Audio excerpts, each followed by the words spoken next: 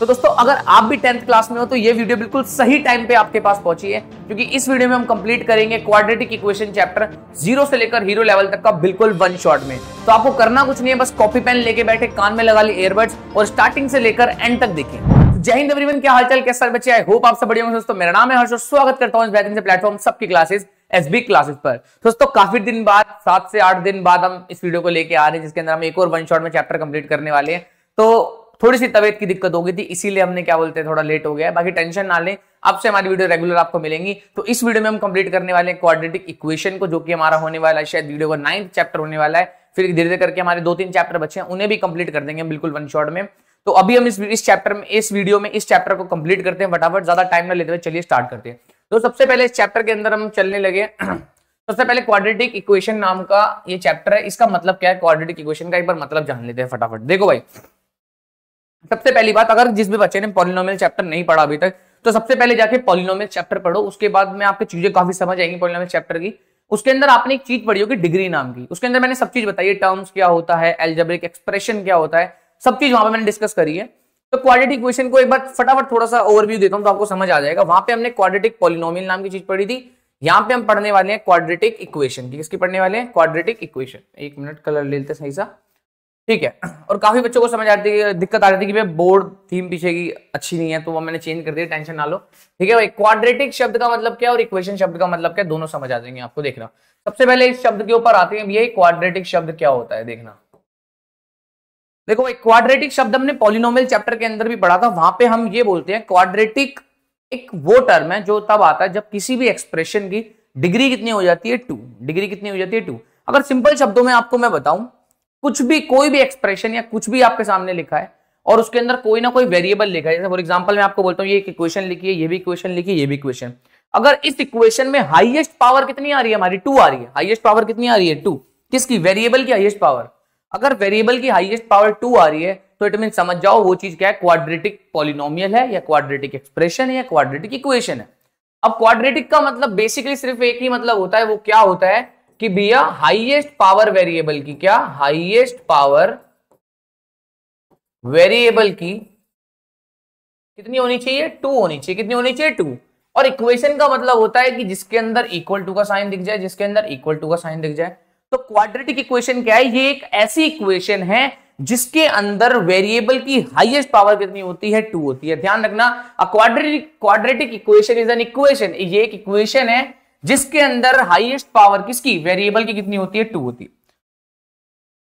Highest power of the variable कितनी होगी? 2 होगी। ध्यान से सुनना, बहुत आसान है, घबरानी नहीं, एनर्जी फुल रखनी है अपने को, ठीक है भाई। ध्यान रखना, क्वाड्रेटिक इक्वेशन क्या है? क्वाड्रेटिक इक्वेशन एक ऐसी इक्वेशन, ऐसी इक्वेशन का मतलब इक्वेशन होती है वो जिसके अंदर बराबर का कोई आता है, लेफ्ट में लिखा होता है और राइट साइड में कुछ लिखा होता है। तो क्वाड्रेटिक इक्वेशन एक ऐसी इक्वेशन है जिसके अंदर कोई भी वेरिएबल जो होगा, जो भी वेरिएबल होगा, उस वेरिएबल की हाईएस्ट पावर कितनी होगी? 2 होगी। तो जैसे फॉर एग्जांपल मैं आपके सामने लिखता हूं, एक जनरल क्वाड्रेटिक इक्वेशन लिखी होती है ax² + bx + में c। आप ध्यान से देख सकते हो इसके अंदर एक टर्म, 2 टर्म, 3 टर्म्स लिखे हैं, जिसमें से हाईएस्ट पावर अगर आप निकालोगे x² की वेरिएबल की तो कितनी है? वो 2 आ रही है, जो कि है 2। अब यहां पे मैंने लिख रखा है कि a can not equal to 0। एक चीज ध्यान रखो, इसका हाईएस्ट पावर x² है। अगर a 0 हो गया तो पूरी टर्म ही 0 हो जाएगी। जब पूरी टर्म 0 हो गई तो इसका तो कोई मतलब नहीं रहा, तो इसकी हाईएस्ट पावर कितनी हो गई? 1। तो जो कि ये क्वाड्रेटिक इक्वेशन नहीं कहलाएगी। इसीलिए एक क्वाड्रेटिक इक्वेशन वो होती है जहां पे x² का कोफिशिएंट 0 के बराबर नहीं होता। तो यहाँ पे x² का कोफिशिएंट कौन है? a। तो देख रहे हो a की वैल्यू 0 नहीं होनी चाहिए और हाईएस्ट पावर भी कितनी होनी चाहिए? 2 होनी चाहिए। यही है क्वाड्रेटिक इक्वेशन की पहचान, कि जहां पर भी हाईएस्ट पावर वेरिएबल की कितनी होनी चाहिए? 2 होनी चाहिए और बराबर का साइन होना चाहिए। इक्वेशन दिख रही है, हाईएस्ट पावर 2 दिख रही है, it's an quadratic equation. General form में अगर लिखने की कोशिश करोगे तो क्या होगा? ax² + में bx + में c। ये है क्वाड्रेटिक एक्सप्रेशन।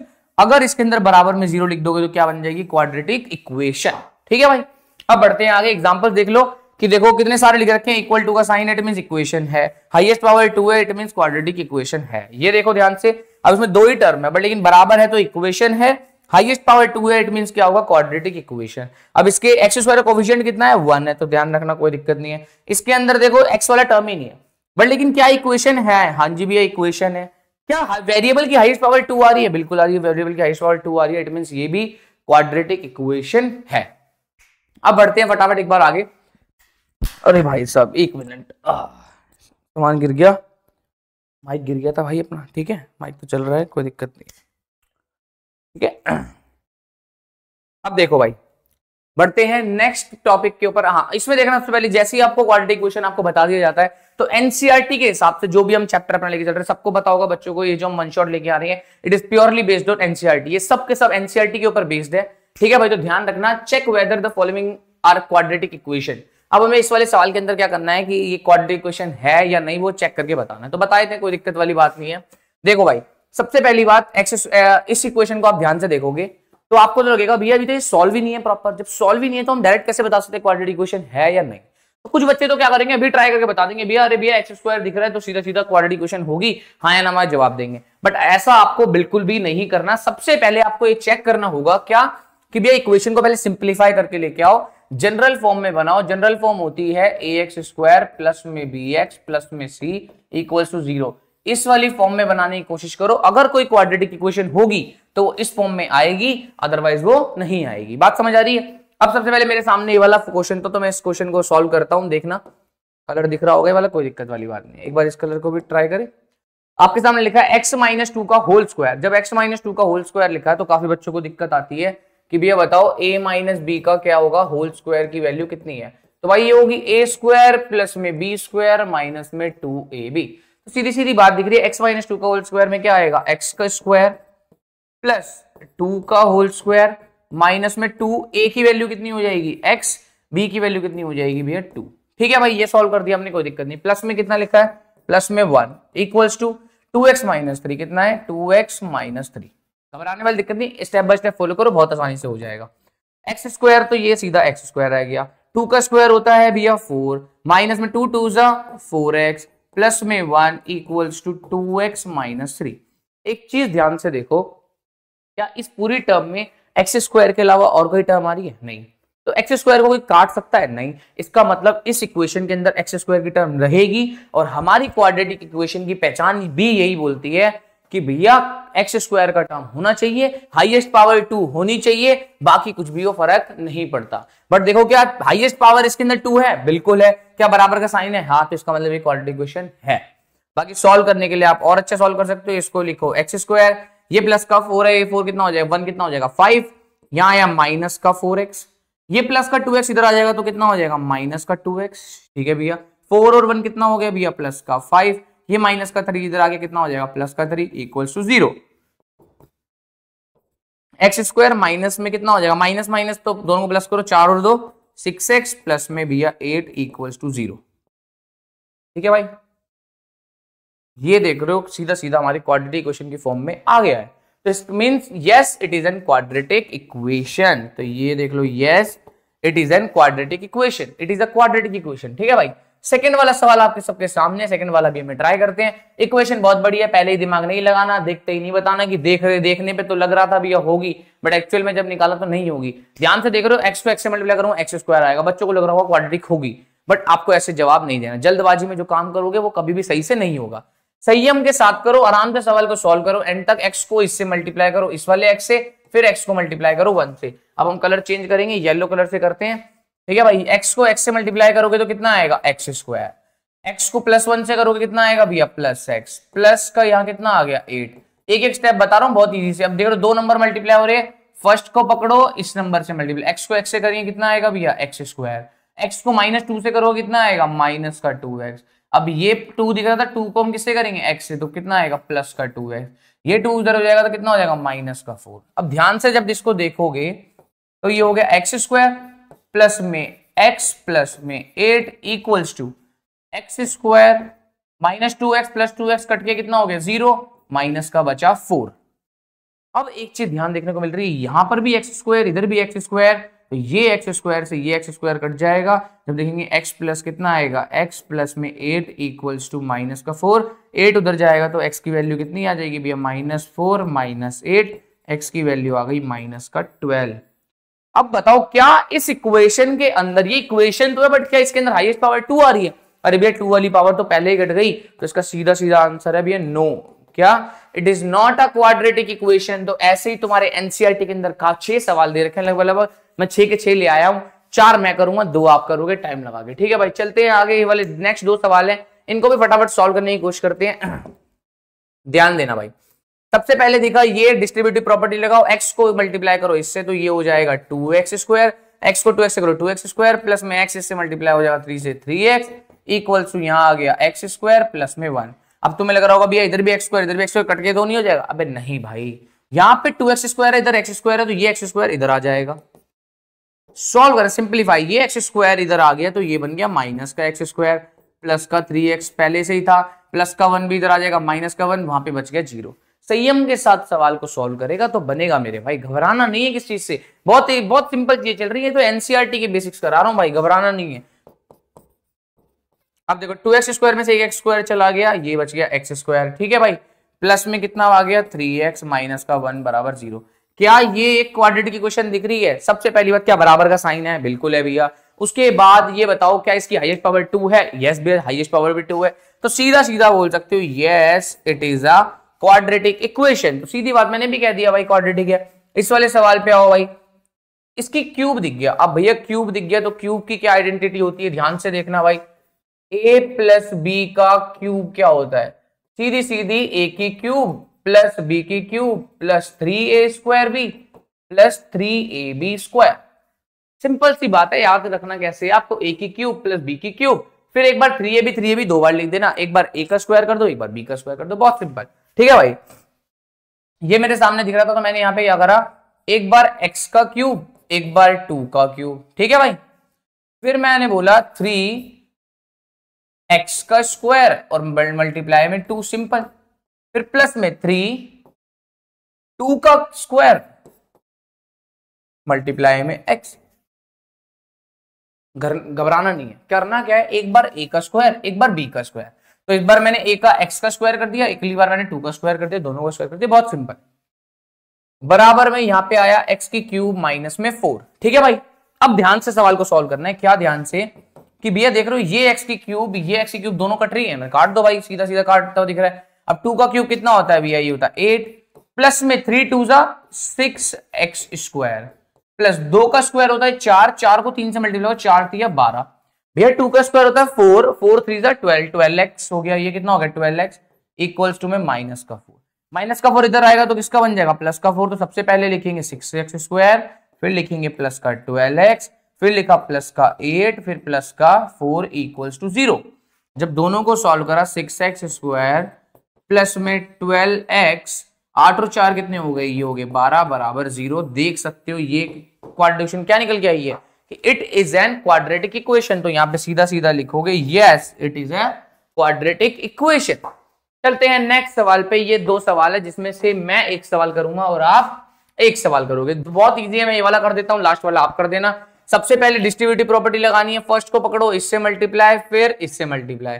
2x को इससे करेंगे कितना आएगा? 2x स्क्वायर, फिर 2x को इससे मल्टीप्लाई करेंगे कितना आएगा? 3 6x, फिर 1 को पकड़ा किससे आया? 1x से, माइनस का 1x, फिर इसका करेंगे इससे प्लस का 3 इक्वल्स टू x को इससे मल्टीप्लाई करा कितना आएगा? x स्क्वायर, फिर x को 1 से करेंगे कितना आएगा? माइनस का x, 5 को इससे मल्टीप्लाई करा कितना आ गया?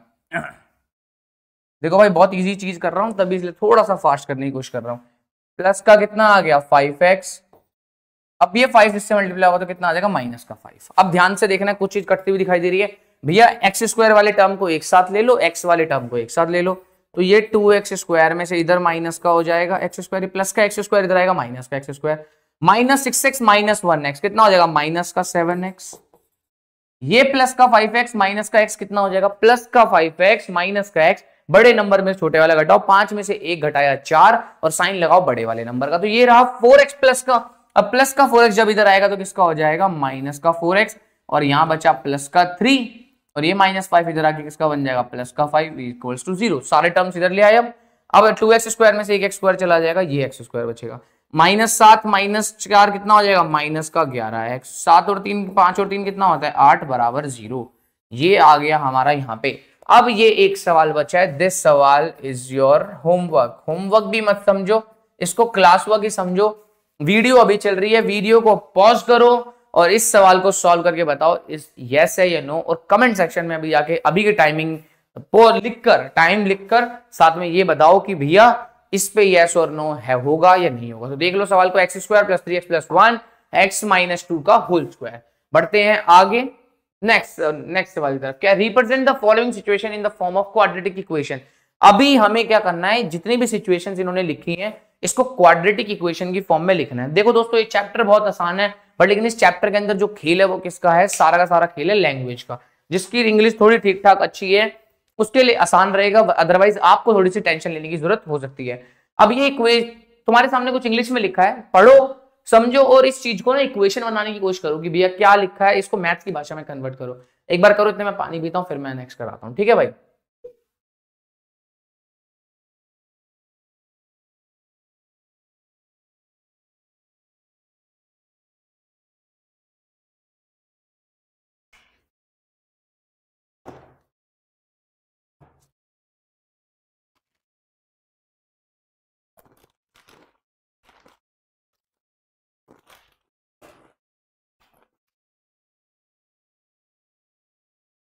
देखो भाई क्या लिखा है, the product of to consecutive positive integer is 306।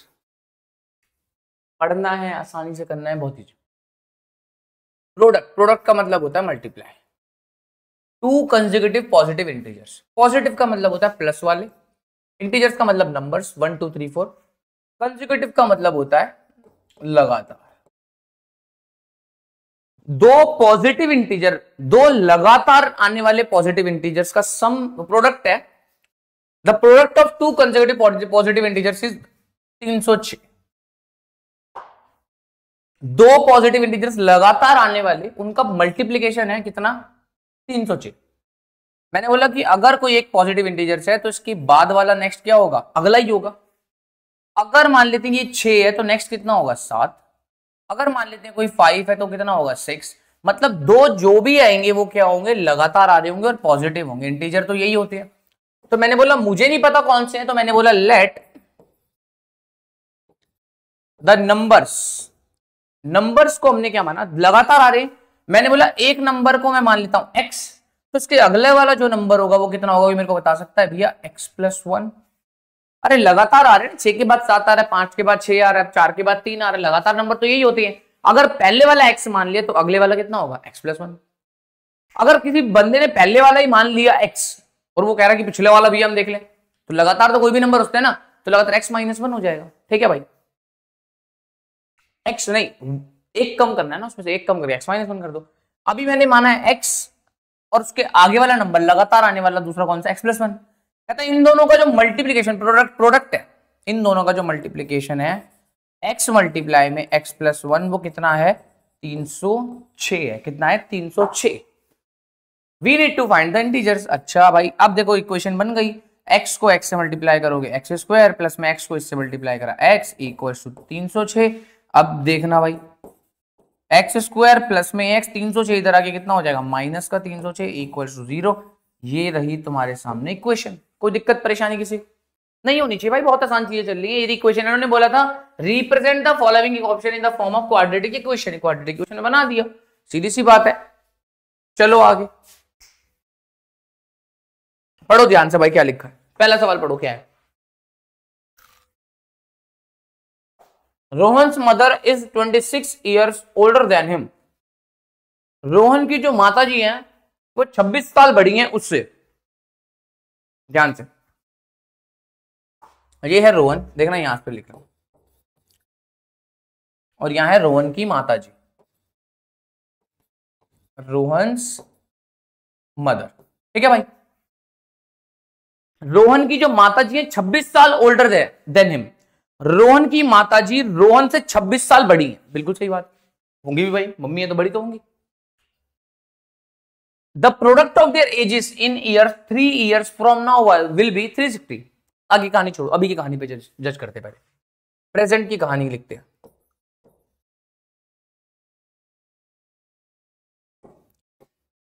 Present की कहानी लिखते हैं। रोहन की माताजी रोहन से 26 साल बड़ी है। अगर रोहन की उम्र x है, अगर रोहन की उम्र अभी के टाइम में x है, तो ये बताओ रोहन की माताजी की उम्र कितनी होगी, उससे 26 साल बड़ी। सही बात बोल रहा हूं। अगर रोहन की उम्र x है, let the Rohan's age is x, तो रोहन की माता जी की जो उम्र होगी वो कितनी होगी, एक्स प्लस, जितनी रोहन की उम्र है 26 साल बड़ी, तो एक्स प्लस में 26 साल। कोई दिक्कत वाली बात यहां तक नहीं होनी चाहिए। चलो आगे बढ़ते हैं।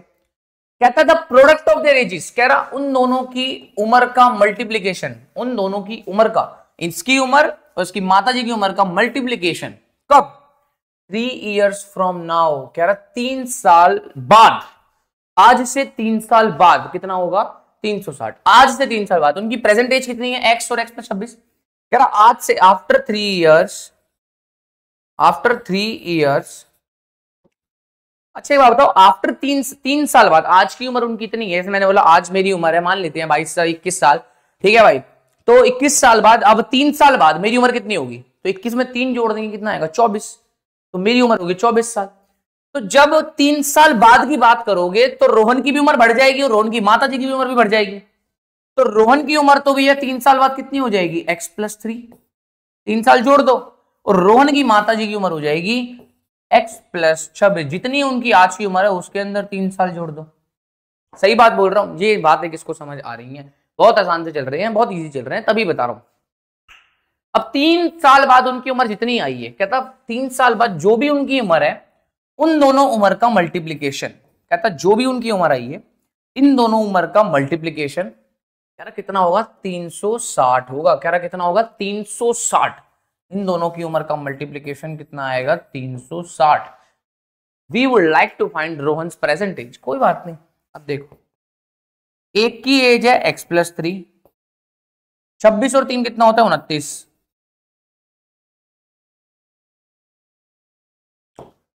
डिग्री क्यों लगा दिया भाई, 360 लिखते, डिग्री लगाने की आदत हो रखी है।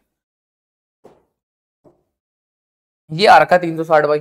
अब सॉल्व करना है, x को x से करेंगे कितना आएगा, x², x को 29 से करेंगे कितना आएगा, 29x, 3 को मल्टीप्लाई करेंगे x से तो कितना आएगा 3x, प्लस में 3 को 29 से करेंगे तो कितना आएगा, 3 3 90, 87। ठीक है भाई, और ये हो गया 360।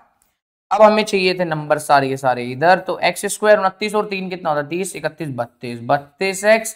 अब ये 87 था, 360, 360 इधर आ जाएगा, तो माइनस का 360 प्लस का 87 बराबर 0। ये बन गई क्वाड्रेटिक इक्वेशन। इसको सॉल्व कर ले, 360 में 87 को हटा देना और साइन माइनस का लगा देना। तो ये क्वाड्रेटिक इक्वेशन बोल रहा था, हमने क्वाड्रेटिक इक्वेशन बना दी। बहुत सिंपल है भाई, बहुत मुश्किल थोड़ी है ना, इजी चल रहा है यार प्रोसेस। ठीक है भाई, एक बार मैं चेक कर लेता हूँ हमारी वॉइस रिकॉर्ड हो रही है, नहीं हो रही प्रॉपर ढंग से। ठीक है भाई, वॉइस तो रिकॉर्ड हो रही है। चलो बढ़ते हैं आगे नेक्स्ट सवाल की तरफ। नेक्स्ट सवाल है, the area of the rectangular plot is 5528 metre square. कहता है कि आपके पास कोई रेक्टेंगुलर प्लॉट है, रेक्टेंगुलर प्लॉट है। कहता इसका जो एरिया है, कहता इसका जो एरिया आ रहा है वो कितना आ रहा है,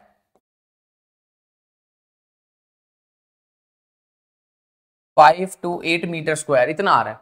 अब इसने बोला आगे, the length of the plot is 1 more than twice its breadth। अरे वाह, बहुत ध्यान से पढ़ना है। कहता था लेंथ ऑफ द प्लॉट, कहता ये जो प्लॉट है ना रेक्टेंगुलर, कहता इसकी जो लंबाई है is 1 more than it twice its breadth। कहता है जो इसकी लंबाई है ना, ध्यान सुनना, जो उसकी लंबाई बोली है उसने, लंबाई मींस ये जो लेंथ है, ये कहता है ये जो लेंथ है ये इसकी ब्रेड्थ के दुगने में एक ज्यादा है। ध्यान से देखो क्या लिखा है, अभी तुम्हें एक बारी में समझ नहीं आएगा, जब मैं दोबारा बताऊंगा तब तुम्हें समझ आएगा। कहता जो इसकी लंबाई है ये वो इसके ब्रेड्थ के दुगने में एक ज्यादा है। The length of the plot is 1 more, एक ज्यादा है, देन ट्वाइस इट्स ब्रेड्थ, उसकी ब्रेड्थ के ट्वाइस में एक ज्यादा है। The length is 1 more than twice its breadth. कहता जो लेंथ है वो उसकी ब्रेड्थ के दुगने में एक ज्यादा है। अगर उसकी ब्रेड्थ को हम b मान ले, अगर उसकी ब्रेड्थ को हम b मान ले तो लेंथ उसकी ब्रेड्थ के दुगने में एक ज्यादा है। तो यही तो, ब्रेड्थ के दुगने में एक ज्यादा, तो यही लिख दिया। अब उसका एरिया बता रखा था, एरिया हम जानते हैं रेक्टेंगुलर का लेंथ इनटू ब्रेड्थ होता है, तो इन दोनों को आपस में मल्टीप्लाई कर दो, तो ये हो गया ब्रेड्थ मल्टीप्लाई में कितना आएगा 2b प्लस में 1।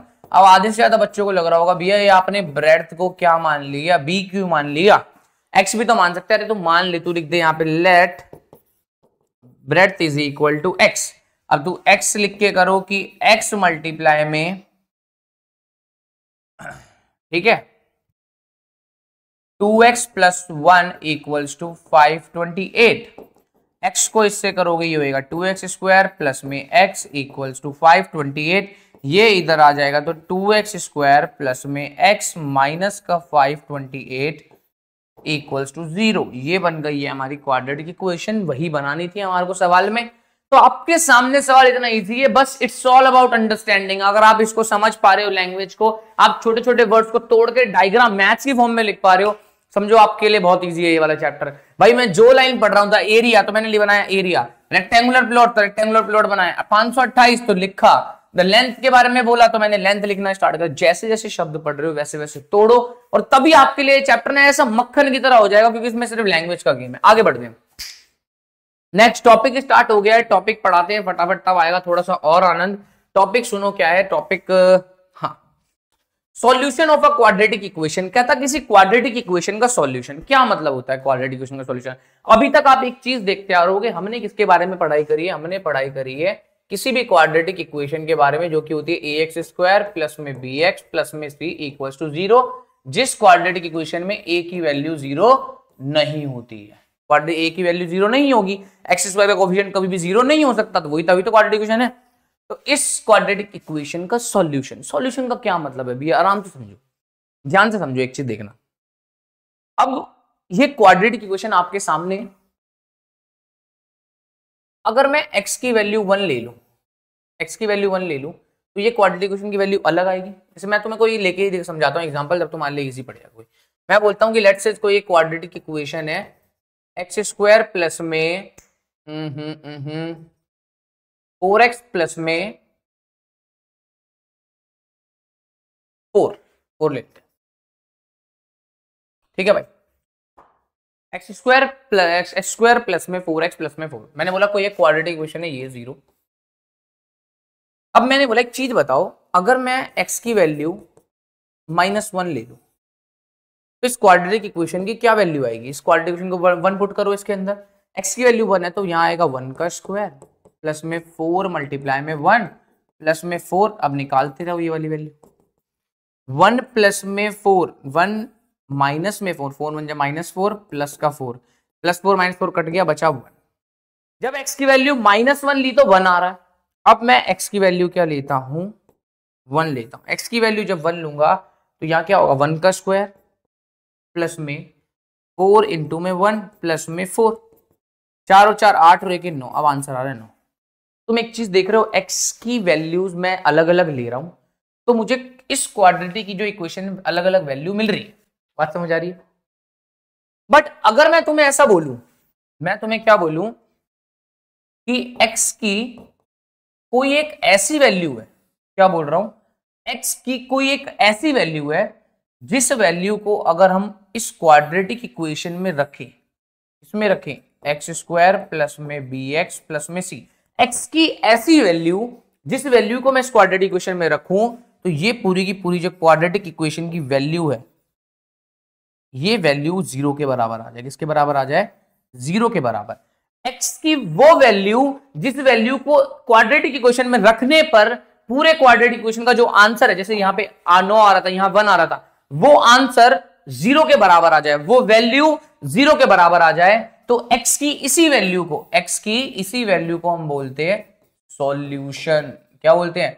Solution of the quadratic equation. कि ये क्वाड्रेटिक इक्वेशन का सॉल्यूशन क्या है? ये क्वाड्रेटिक इक्वेशन का सॉल्यूशन है ये, कि x की वो वैल्यू जिस वैल्यू को हम क्वाड्रेटिक इक्वेशन में पुट कर दे तो क्वाड्रेटिक इक्वेशन की वैल्यू कितनी आ जाए? 0 आ जाए। तो रिपीट में करो मेरे साथ, x की वो वैल्यू जिस वैल्यू को रखने क्वाड्रेटिक इक्वेशन में रखने पर क्वाड्रेटिक इक्वेशन की वैल्यू 0 के बराबर आ जाए, तो उसी वैल्यू को हम बोलते हैं सॉल्यूशन। क्या बोलते हैं? सॉल्यूशन। इसको हम बोलते हैं रूट, इसको हम बोलते हैं जीरोज। सारे नाम इसी के भाई, ध्यान रखना। इस चैप्टर में आप पढ़ोगे सॉल्यूशन के बारे में, बट लेकिन सॉल्यूशन शब्द ज्यादा इस्तेमाल होगा। बात समझ आ गई? एक चीज ध्यान रखना, एग्जाम में ना पॉलिनोमियल चैप्टर और इस चैप्टर को कंबाइन करके बहुत सवाल बनाते हैं, ठीक है भाई? बात समझ आ रही है? समझ आया सॉल्यूशन किसको बोलते हैं? अब मुद्दा आया भैया, एक चीज बताओ, क्वाड्रेटिक इक्वेशन जो होता है इसकी डिग्री कितनी होती है? इसकी डिग्री 2 होती है। इसकी 2 डिग्री होती है, तो ध्यान रखना इसके मैक्सिमम 2 सॉल्यूशन आ सकते हैं। मैक्सिमम कितने सॉल्यूशन आ सकते हैं इसके? 2 सॉल्यूशन आ सकते हैं। मतलब क्या कि भैया 2 क्वाड्रेटिक इक्वेशन की डिग्री 2 है, तो मैक्सिमम x की 2 वैल्यूज आ सकती हैं, जिन वैल्यू पे क्वाड्रेटिक इक्वेशन की वैल्यू कितनी होती है? 0 होती है। x की कितनी वैल्यू मिल सकती है हमें? सिर्फ केवल 2 वैल्यूज मिल सकती है, मैक्सिमम 2 वैल्यूज, जिन वैल्यूज पे क्वाड्रेटिक इक्वेशन की वैल्यू 0 के बराबर आती है, और उसी को बोलते हैं हम सॉल्यूशन। क्या बोलते हैं? सॉल्यूशन। अब भैया ये सॉल्यूशन कैसे निकालते हैं? अब एक चीज सुनना मेरी बात, जैसे मैं आपको कोई एग्जांपल बताता हूं। मैंने और एक चीज ध्यान रखना, x square minus 4 equals to 0, is this a quadratic equation? Yes और नो? भैया ये तो क्वाड्रेटिक इक्वेशन है। क्यों है? क्योंकि इसमें हाईएस्ट पावर 2 है और बराबर का साइन दिख गया। सही बात है, बिल्कुल ठीक है भाई। अब हमें ये पता करना था कि भैया इसकी x की वो वैल्यू बताओ जिस वैल्यू पे ये पूरे क्वाड्रेटिक इक्वेशन की वैल्यू कितने बराबर आ जाए? 0 के बराबर आ जाए। मैंने बोला बता दूंगा। देखो x की वैल्यू के लिए हमें क्या करना होगा? इसके लिए हमें क्वाड्रेटिक इक्वेशन को क्या करना है? 0 के बराबर पुट करना है। क्वाड्रेटिक इक्वेशन को 0 के बराबर पुट करना है। मैं क्या चाहता हूं? मेरी क्वाड्रेटिक इक्वेशन की वैल्यू 0 के बराबर आ जाए, तो मैं 0 के बराबर रख देता हूं उसको। जब मैं 0 के बराबर रखूंगा तो अब बताओ x की वैल्यू निकालने के लिए माइनस का 4 उधर जाएगा, क्या बन जाएगा? प्लस का 4। ये स्क्वायर वहां जाएगा, बन जाएगा रूट, तो प्लस माइनस रूट 4। तो जब यहां पे सॉल्व करोगे तो x की वैल्यू कितनी आएगी? प्लस का 4, और x की वैल्यू आ गई माइनस का 4। ये सॉरी प्लस का 2, और ये आ गई माइनस का 2। तो बताओ ये कौन सी वैल्यू है? x की वैल्यू +2 और x की वैल्यू -2, ये वो वैल्यूज है जिस वैल्यू को अगर आप इक्वेशन में रखोगे तो पूरे इक्वेशन की वैल्यू कितनी आ जाएगी? 0 आ जाएगी। इसीलिए इनको बोलते हैं सॉल्यूशन। क्या बोलते हैं? सॉल्यूशन, या फिर जीरोस या फिर रूट्स। ठीक है भाई, अब चलते हैं आगे। अब भैया ये क्वाड्रेटिक इक्वेशन जो है निकालते कैसे हैं ये भी तो बताओ। ये क्वाड्रेटिक सॉल्यूशन जो होगा, ये सॉल्यूशन निकालेंगे कैसे? अभी तक तो आपने निकालना सिखाया नहीं। तो अब हम पढ़ते हैं methods of finding a solution of quadratic equation. क्या करना होगा? किसी क्वाड्रेटिक इक्वेशन के सॉल्यूशन कैसे निकालोगे, उसके मेथड्स क्या हैं, उसके केवल आपके सिलेबस के अंदर अब जो 2 मेथड हैं। पहला सबसे बढ़िया मेथड आपके हैं MTS मेथड बोलते हैं, जिसको फैक्टराइजेशन भी कहते हैं। क्या बोलते हैं? फैक्टराइजेशन भी कहते हैं। दूसरा मेथड आता है क्वाड्रेटिक फॉर्मूला।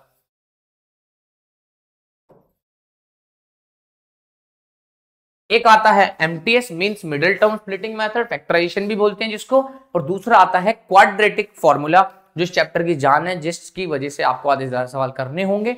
और वो चीज कर सकते हो मिडिल टर्म से भी कर सकते हो, क्वाड्रेटिक से करते हो, जिससे मन करे उससे करो। ठीक है भाई, सबसे पहले हम पढ़ते हैं मिडिल टर्म। तो solution of a quadratic equation by factorisation. Factorisation की वजह से बताने तो फैक्टराइजेशन की वजह से बता देंगे, कोई दिक्कत नहीं। पॉलिनोमियल्स में मैंने बहुत अच्छे से समझाया था। अगर किसी बच्चे ने वाली वीडियो देखी है और उसको ये आता है तो आप ये वाले पार्ट को हल्का सा स्किप करके थोड़ा सा आगे बढ़ सकते हो, कोई दिक्कत वाली बात नहीं। ठीक है भाई, जहां पे मैंने इसको नहीं पढ़ाया। सबसे पहले हमें देखो क्या करना होता है मिडिल टर्म के अंदर, फैक्टराइजेशन के अंदर हमें एक चीज करनी होती है। सबसे पहले हमें 2 ऐसे नंबर चाहिए, ध्यान रखना। अभी पहले तो आप फर्स्ट वाले और लास्ट वाले नंबर पे ध्यान दो। एक चीज ध्यान रखो, मैं तुम्हें स्टार्टिंग सही से बता देता हूं, वरना किसी बच्चे को दिक्कत ना हो। ठीक है, सबसे पहले जो x वाला टर्म है वो आपके नंबर्स के बीच में आना चाहिए। क्या आना चाहिए? बीच में। फैक्टराइजेशन आप वहीं करोगे जहां पे x वाला टर्म दिखेगा आपको। ठीक है भाई, और x वाला टर्म अगर आपको दिख गया तो ध्यान रखना है इसको मिडिल में रखना है। मतलब जनरल फॉर्म बना लो, क्वाड्रेटिक फॉर्म जनरल फॉर्म बना ली। जनरल फॉर्म क्या होती है? ax² प्लस में bx प्लस में c बराबर 0। ये हमारी है जनरल फॉर्म। ठीक है भाई, अब आपको मिडिल टर्म रख लिया। अब आपको इसकी टर्म को क्या करना है? तोड़ना है। तो इस टर्म के अंदर ध्यान रखना है आपको 2 चीजें पता होनी चाहिए। पहले चीज सम और दूसरी चीज प्रोडक्ट। क्या होना चाहिए? प्रोडक्ट। फर्स्ट नंबर को x² का बगल में जो नंबर है कोएफिशिएंट, फर्स्ट नंबर को मल्टीप्लाई करो लास्ट वाले नंबर से। 3 2 6 कितना आ रहा है? 3 2 6। प्लस का है, प्लस का इसलिए प्लस का 6 आ रहा है, कोई दिक्कत परेशानी नहीं। सम बीच वाले नंबर पे करो, x का जो कोएफिशिएंट, x के बगल में कितना लिखा है? -5। अब आपके गोल समझना, गोल क्या है? आपको 2 ऐसे नंबर ढूंढने हैं, आपको 2 ऐसे नंबर ढूंढने हैं जिनका सम, जिनका जो जोड़ है, जिन दोनों नंबर को जोड़ने पर -5 आ जाए। दो ऐसे नंबर ढूंढने हैं जिन नंबर्स को जोड़ने पर माइनस का 5 आ जाए और उन्हीं नंबर्स को मल्टीप्लाई करने पर कितना आ जाए, 6 आ जाए। ध्यान से समझो क्या बोल रहा हूं। दो ऐसे नंबर जिनको जोड़ने पर तो -5 आना चाहिए, मल्टीप्लाई करने पर 6 आना चाहिए। दो ऐसे नंबर जिनको मल्टीप्लाई करने पे तो 6 आ जाए, जोड़ने पर 5 आ जाए। अब एक बार ध्यान से समझना ये कैसे होगा। इसको निकालने के कुछ बच्चों के दिमाग में हिट कर जाएगा, ये तो बहुत ईजी है, ऐसे कर लेंगे। बल्कि किसी बच्चों के दिमाग में हिट नहीं करता। तो आप सबसे पहले एक आधी चीज समझो। सबसे पहले एक बात बताओ, इन दोनों को जोड़ने पर माइनस में आ रहा है नंबर। ध्यान रखना, इन दोनों नंबर्स को जोड़ने पर नंबर माइनस आ रहा है। अब भैया माइनस में नंबर कब आता है? दो केस में पॉसिबल है, या तो भैया बड़ा नंबर क्या हो जाए, माइनस का हो जाए, या कि दोनों के दोनों नंबर क्या हो जाए, माइनस के। अगर कोई दो नंबर को जोड़ रहे हो और आंसर माइनस में आ रहा है तो या तो दोनों के दोनों नंबर माइनस में हो जाए, जैसे कि भैया माइनस का 6, अब दोनों नंबर माइनस के तो ये माइनस का 12 आ रहा है। या तो भैया ऐसा हो जाए पहला नंबर बड़ा दूसरा नंबर छोटा, दूसरा नंबर प्लस का हो छोटा हो, तब आंसर किसका आएगा, माइनस का 3 आएगा। दो ही केस पॉसिबल है जहां पे नंबर माइनस में आ सकता है, या तो ये वाला नहीं तो वो वाला। ठीक है भाई। अब मैं बोल रहा हूं एक चीज बताओ, उन नंबर्स का मल्टीप्लीकेशन क्या आ रहा है, प्लस में आ रहा है। अरे भैया उन नंबर्स को मल्टीप्लाई करने पे तो प्लस में आ रहा है। अगर वो दोनों नंबर माइनस के हुए तो दोनों अगर माइनस के हैं तो बताना माइनस को माइनस से जब मल्टीप्लाई करोगे तो आंसर प्लस का आएगा। तो भैया हमें ये तो चाहिए, आंसर मल्टीप्लाई के बाद प्लस में आना चाहिए। तो मेरे को एक बात तो यहां से थोड़ी सी पता चली, क्या कि भैया मेरे दोनों के दोनों नंबर क्या होंगे, माइनस के होंगे, क्योंकि माइनस को माइनस से मल्टीप्लाई करोगे तभी प्लस आएगा और माइनस माइनस जोड़ोगे तभी यहाँ पे माइनस का 5 आपको देखने को मिलेगा। अगर कोई एक नंबर माइनस का होता तो मल्टीप्लाई भी माइनस की आती, बट लेकिन ऐसा पॉसिबल नहीं हो रहा। बात समझ आ रही है, क्लियर हो रही है भाई, पक्की बात। तो इससे ये समझ आया कि भैया दोनों के दोनों नंबर किसके होंगे, भैया माइनस के होंगे। ठीक है, अब आते हैं भाई, अब भैया कौन से होंगे नंबर, ये कैसे पता लगाओ। देखो बहुत सिंपल सा तरीका है, आपको फर्स्ट नंबर को लास्ट वाले नंबर से मल्टीप्लाई करके कितना 6 आया, इस 6 के क्या लेने हैं, एलसीएम क्या लेना है, इस 6 के फैक्टर बनाने, क्या बनाने, फैक्टर 6 के। तो 6 के फैक्टर बनाओगे कितना आएगा, 2 3 6, प्राइम फैक्टर निकाल लो और 3 1 जा 3, ये दो नंबर आपको मिले हैं। ध्यान से देखना, 3 1 जा 3, आपको दो नंबर मिले हैं 2 और 3। इन दोनों को जोड़ने पर क्या 5 आ रहा है, अरे भैया दोनों को जोड़ने पर 5 आता है, क्या दोनों को मल्टीप्लाई करने पर 3 2 जा 6, दोनों को जोड़ने पर मल्टीप्लाई करने पर 6 आ रहा है। तो इसका मतलब दो नंबर मुझे मिल गए, पहला नंबर भी 3 होगा और दूसरा नंबर 2 होगा, बट दोनों के दोनों माइनस के हैं तो भैया ये भी माइनस का 3 होगा, ये भी माइनस का 2 और ये माइनस का 3 और ये माइनस का 2। दो के दो नंबर हमें मिल गए हैं। अब मैं इसको इरेज कर देता हूं, इस वाली चीज को। अब मैं सीधा सवाल पे करता हूं, हमें मिडिल टर्म को क्या करना था, स्प्लिट करना था। मैं मिडिल टर्म को स्प्लिट करूंगा, मेरे सामने लिखा था 2x² माइनस में 5x प्लस में 3 इक्वल्स टू 0। मिडिल टर्म को स्प्लिट करना था, 5x को तोड़ना था तो मैंने तोड़ा -3 में -2 में, तो मैं लिखूंगा 2x² माइनस का 3, क्या x लिखना होगा, माइनस का 3x, दूसरा माइनस का 2x, दोनों नंबर माइनस के, प्लस में 3 बराबर 0। कोई दिक्कत परेशानी नहीं होगी। चलो आगे बढ़ते हैं। अब ये 2x 3x दिख रहा था तो मैंने बोला इसमें से कुछ कॉमन दिख रहा है, तुम बोल रहे नहीं दिख रहा। अरे नहीं दिख रहा तो मत लिख, दिख रहा है तो लिख ले साथ में। मैं कह रहा हूं तुम अच्छा एक बात बताओ, अगर ये माइनस का 3x इधर लिखा हो और माइनस का 2x इधर लिखा हो तो 2x और 2x में कॉमन दिख जाएगा, तब वहां पे आसानी हो जाएगी। तो मैं बोलता हूं भैया एक काम करते हैं, 2x² माइनस का 2x पहले लिख लेते हैं और 3x को हम लिख देते हैं बाद में। कोई दिक्कत तो नहीं है ना आगे पीछे लिखने में, कोई दिक्कत नहीं होती भाई, मैथ्स का रूल है, कोई दिक्कत वाली बात नहीं। ठीक है, अब 2x कॉमन दिख गया तो हम क्या करेंगे, यहां से 2x कॉमन ले लेंगे। जब 2x कॉमन लिया, इस वाली टर्म से कुछ कॉमन लो, इस वाली टर्म से कुछ कॉमन लो। स्टार्टिंग के दो टर्म से 2x कॉमन आया तो यहां 2x कॉमन आया तो यहां कितना बचेगा 1। ध्यान रखना, जिस भी नंबर को कॉमन लेते हो उसी नंबर को क्या करो, डिवाइड करो। अगर आपने 2x कॉमन लिया तो 2x से ही फर्स्ट नंबर को डिवाइड करा तो सिर्फ बचा x, माइनस 2x को ही कॉमन करा है तो यहां 2x से डिवाइड हो, 2x से 2x कट जाएगा, कितना बचेगा 1। अरे भाई 2x कॉमन ले तो यहां एक ही तो बचा। अब इस टर्म में क्या कॉमन दिख, इस टर्म में कॉमन दिख रहा है भैया मेरे को माइनस का 3 कॉमन दिख रहा था, मैंने माइनस का लिया साथ में, माइनस का 3 कॉमन लिया तो यहां कितना बचेगा, यहां बचेगा x, क्योंकि -3x में से आपने -3 कॉमन ले लिया तो बचा x। ये प्लस का 3 था, यहां पे से -3 कॉमन लिया है तो यहां कितना बचेगा, माइनस का और माइनस का 1 बचेगा। कितना बचेगा? माइनस का 1। एक चीज ध्यान रखना, हमने +3 में से माइनस का 3 कॉमन ले लिया, तो जो कॉमन लेते हो उससे डिवाइड दे दो। 3 3 का कितना हो गया? 1। बट ये प्लस माइनस किसका हो जाएगा? माइनस, तो माइनस का 1 बचेगा, इसीलिए मैंने क्या लिया? माइनस का 1 लिया, बराबर 0। ठीक है भाई, अब आगे करो। एक चीज ध्यान रखना, इस वाली टर्म में दोनों टर्म के अंदर क्या x-1 की टर्म x-1 की टर्म कॉमन दिख रही है? जो कॉमन दिख रही होती है उसको कॉमन से ले लो। तो मैंने बोला x-1 कॉमन दिख रही थी, मैंने कॉमन से ले ली, और अंदर बचा, इधर बचा 2x माइनस, और इस वाली टर्म को कॉमन ले तो यहां कितना बचा? 3 बराबर 0। अब यहां पे सबसे मेन स्टेप आया है। क्या मेन स्टेप आया? ध्यान से सुनना है कि भैया दो नंबर को मल्टीप्लाई, ये नंबर मल्टीप्लाई, ये दो नंबर को मल्टीप्लाई करने के बाद आंसर 0 आ रहा है। ध्यान सुनना, इधर करवा रहा हूं, इधर मैं मिटा दूंगा अभी। ठीक है, कोई दो नंबर को मल्टीप्लाई करने पे आंसर 0 आ रहा है, दो नंबर को मल्टीप्लाई करने पे आंसर 0 आ रहा है, इसका एक ही मतलब है कि भैया या तो ये वाला नंबर 0 है, नहीं तो ये वाला नंबर 0 है। बात समझ आ रही है? दोनों में से कोई एक नंबर तो 0 होगा, तभी तो मल्टीप्लाई करने पे आंसर 0 आता है। 5 को किसी नंबर से 0 लाना है तो 0 तो मल्टीप्लाई करोगे। ठीक है भाई, तो दो नंबर को मल्टीप्लाई करके अगर आंसर 0 आ रहा है तो इसका मतलब दोनों में से कोई एक नंबर 0 है, तो इन दोनों में से कोई ना कोई एक नंबर 0 होगा।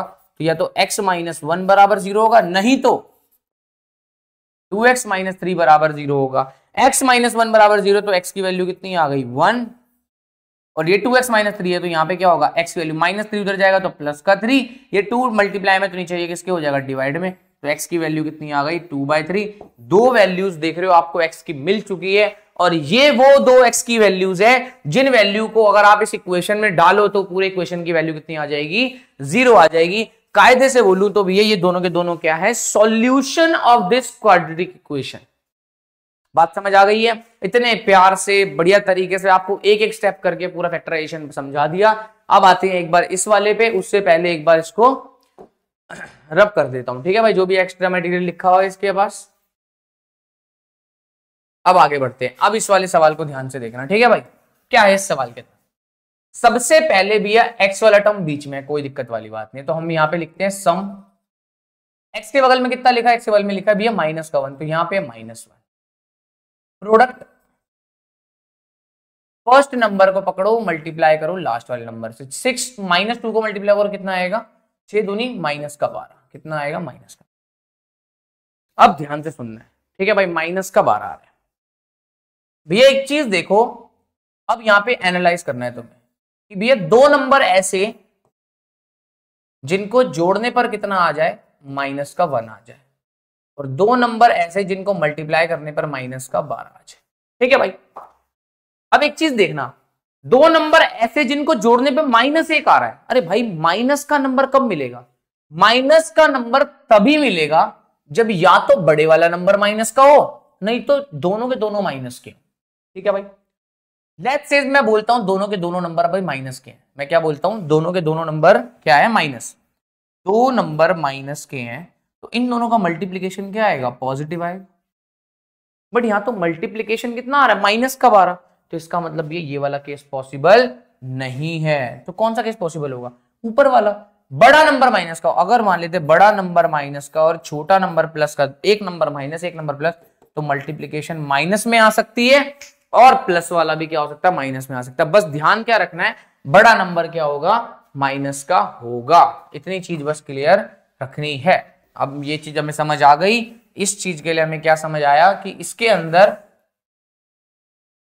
एक नंबर माइनस का होगा, माइनस वाला नंबर कौन सा होगा? बड़े वाला नंबर क्या होगा? माइनस का होगा। ये चीज हमें समझ आ गई। ठीक है भाई, अब चलते हैं सब नंबर ढूंढने। नंबर ढूंढने का सिंपल तरीका, 6 को 2 से मल्टीप्लाई करा, कितना आ रहा है? 12। अब हमें क्या करना है? 12 के फैक्टर करने हैं। 12 के फैक्टर, 2 6 12, 3 2 6, 2 1 2। ये तीन फैक्टर हमने कर लिए। ये हमारे साथ में नंबर बचे 2 3 2। अब ये जो तीन नंबर आए ना, इन्हीं तीन नंबर्स के कॉम्बिनेशन से आपके वो दो नंबर बनेंगे। अब तीन नंबर का कॉम्बिनेशन ये बोलता है कि पहले एक काम करते हैं, 2 तिया कितना होता है? 6। अब 6 और 2, क्या दो ऐसे नंबर है? 6 और 2, 6 दूनी 12 तो होता है, चलेगा। पर 6 में से 2 को घटाएंगे तो क्या भैया 1 आएगा? नहीं भैया 1 नहीं आ रहा। इसका मतलब ये वाला कॉम्बिनेशन अपना नहीं बनेगा। ये वाला कॉम्बिनेशन हमारा नहीं बनेगा। तो क्या कॉम्बिनेशन बना है? कॉम्बिनेशन देखो, 2 दूनी 4 और बचा 3। भी एक चीज ध्यान से देखो, 4 तिया होता है 12, सही बात है, और 4 में से 3 को घटाओगे तो आएगा 1। अरे भैया बिल्कुल सही बात है, हमें मिल गए 2 नंबर जिनको जोड़ने पर आ रहा हो 1 और मल्टीप्लाई करने पे कितना आ रहा हो 12। बट फर्क ये था, हमें पता था बड़े वाला नंबर माइनस का चाहिए, तो बड़े वाला नंबर हो जाएगा -4 और ये हो जाएगा +3। -4 +3 मल्टीप्लाई करने पे दोनों सेम नंबर मिलेंगे। तो कुछ नहीं करना, दोनों इक्वेशन को पकड़ो। ये आया 6x² माइनस में x माइनस का 2 बराबर 0। 6x² बीच वाले नंबर को तोड़ना है तो ये टूटेगा माइनस का किसके अंदर, -4x प्लस का 3x माइनस का 2 इक्वल्स टू 0। मैंने बीच वाले नंबर को 2 नंबर में तोड़ दिया, -4x प्लस का 3x, जो कि हमने यहाँ डिसाइड करा था बड़ा नंबर माइनस का होगा, छोटा नंबर प्लस का होगा। चलते हैं अब आगे कॉमन वाली बात पे। कॉमन मुझे यहाँ पे सीधा सीधा दिख रहा है, 2x कॉमन दिख रहा है। जब मैं दोनों में से 2x इस वाले टर्म से और इस वाले टर्म से कॉमन लेना है, 2x कॉमन लूंगा तो 2x से इसको डिवाइड करा तो कितना बचेगा, ये बचेगा 3x माइनस का माइनस 2 को इससे डिवाइड करूंगा तो कितना बचेगा भैया 2 प्लस यहां कुछ भी कॉमन दिख रहा है प्लस का 1 कॉमन ले लेते हैं, जहां पे कुछ कॉमन नहीं आता वहां के लेते हैं 1 कॉमन ले लेते हैं। अब 1 कॉमन लिया तो यहां कितना बचेगा भैया 3x और ये बचेगा माइनस का 2 बराबर 0। अब एक चीज देख रहे हो, ये एक टर्म है, ये एक टर्म है, तो इसमें 3x माइनस 2 3x माइनस दोनों हमेशा सेम ही आने चाहिए। ये भी सेम, ये भी सिर्फ दोनों कॉमन ले लेते तो यहाँ कितना बच गया 3x माइनस 2 कॉमन ले लेते हैं। कॉमन लिए तो यहां पर बचेगा 2x और प्लस में 1 इक्वल टू 0। अब आती है मेन कॉन्सेप्ट, 2 नंबर को मल्टीप्लाई करने के बाद आंसर 0 आ रहा है, 2 नंबर को मल्टीप्लाई करने के बाद आंसर 0 आ रहा है, तो इसका मतलब 3x माइनस 2 बराबर 0 होगा, नहीं तो 2x प्लस 1 बराबर 0 होगा। दोनों में से कोई तो 0 होगा। अब इसको इधर भेज देते हैं, 3x माइनस 2 उधर जाके बन जाएगा प्लस का 2 और x की वैल्यू कितनी आएगी 2/3 और यहाँ पे बन जाएगा ये प्लस का 1 आ जाएगा माइनस का 1 डिवाइड में 2 तो x की वैल्यू -1, x की वैल्यू 2/3। तो इसके भी 2 डिग्री 2 थी, 2 सॉल्यूशन आए हैं, 2 ऐसी x की वैल्यू आई जहां पे इस वैल्यू को इस इक्वेशन पुट करो तो आंसर कितना आ सकता है हमारा 0 के बराबर आएगा। इसकी वैल्यू कितनी आएगी 0 आएगी। तो ये सॉल्यूशन इसके हो गए, ये वाला सॉल्यूशन इसका भी हो गया। चलते हैं अब, अगर आपको ये समझ आया आगे नेक्स्ट पेज करने से पहले ये दोनों बहुत डिटेल में बहुत बड़े तरीके से मैंने आपको फैक्टराइजेशन समझा दिया, इससे ज्यादा इजी फैक्टराइजेशन तरीका नहीं हो मिलेगा आपको कहीं पे भी। अब बढ़ते हैं आगे, solution of a quadratic equation by quadratic formula. अब देखो अभी तो हमने फैक्टराइजेशन से पढ़ लिया, अब हमारा नेक्स्ट स्टेप होगा क्वाड्रेटिक फॉर्मूला से समझने का। अब क्वाड्रेटिक फॉर्मूला क्या था, देखो क्वाड्रेटिक फॉर्मूला एक छोटा सा फॉर्मूला है जिस फॉर्मूले की वजह से आप इसको करोगे। अब देखो क्वाड्रेटिक फॉर्मूला के अंदर एक टर्म आती है, क्या आती है, टर्म आती है जिसको हम टर्म को बोलते हैं डी। क्या बोलते हैं, डी। डी का मीन्स होता है डिस्क्रिमिनेंट। एक टर्म आता है डी जिसको बोलते हैं डिस्क्रिमिनेंट, जिसकी वैल्यू होती है b² माइनस 4ac। क्या होता है b² माइनस 4ac। अब इस b² माइनस 4ac पे बहुत सी चीजें डिपेंड करती है, बट अभी हमें वो जानने से पहले हमें फॉर्मूला जानना चाहिए क्या है फॉर्मूला। तो देखो x की वैल्यू का फॉर्मूला होता है, क्या होता है x की वैल्यू का फॉर्मूला वो ये बोलता है, कहता माइनस बी, कहता है एक formula minus B plus minus root over D, minus B plus minus root over D upon 2a। ये सिंपल सा फॉर्मूला है, minus B plus minus root over D upon 2a। D क्या, D mean discriminant b² minus 4ac। तो दो values आपको x की ये बताता है, x की दो वैल्यू, x की पहली वैल्यू ये बताता है माइनस बी एक बार प्लस में plus root over D upon 2a, और एक बार बोलता है x की वैल्यू कितनी होगी minus B minus root over D upon में 2a। ये बोलता है, कहता मैं सीधा सीधा एक फॉर्मूला हूं, अगर किसी भी क्वाड्रेटिक इक्वेशन को आपने देखा, कहता है कि आपने मान लेते हैं कोई एक क्वाड्रेटिक इक्वेशन देखा, जैसे मैं तुम्हारे को छोटा सा एग्जांपल अगर दूं जो कि इजी पड़ेगा, ये देता हूं मैं इक्वेशन देता हूं,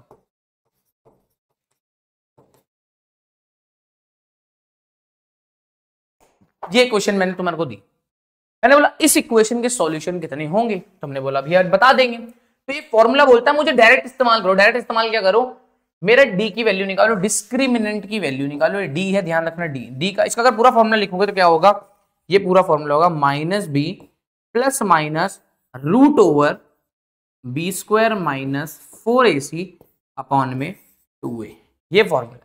इस फॉर्मूले का इस्तेमाल करना है। तो यहाँ पे सबसे पहले इसको एक जनरल इक्वेशन से कंपेयर करोगे, bx प्लस में c बराबर 0। आप कोई भी क्वाड्रेटिक इक्वेशन लोगे, उस क्वाड्रेटिक इक्वेशन को आपको जनरल इक्वेशन से सबसे पहले कंपेयर करना होगा, उसके बाद देन सवाल सॉल्व करना होगा। तो मैंने सबसे पहले ली, अब उसको कंपेयर कर रहा हूं। तो एक बार बताना मेरे को, एक्स स्क्वायर के बगल में क्या लिखा है 1, तो a की वैल्यू कितनी आ रही है 1 आ रही है, ठीक है। x के बगल में लिखा -4, तो b की बराबर वैल्यू कितनी आ रही है -4, कोई दिक्कत नहीं है। बचा हुआ c होगा तो c की वैल्यू आ रही है +4। वैल्यूज निकालना आना चाहिए सबसे पहले। आपने वैल्यूज निकाल ली, उसके बाद आपके लिए बहुत इजी पड़ेगा। मैंने वैल्यूज तो निकाल ली है, अब इस वैल्यू निकालने के बाद इसको फॉर्मूले के अंदर पुट करेंगे तो हमारा आंसर आ जाएगा।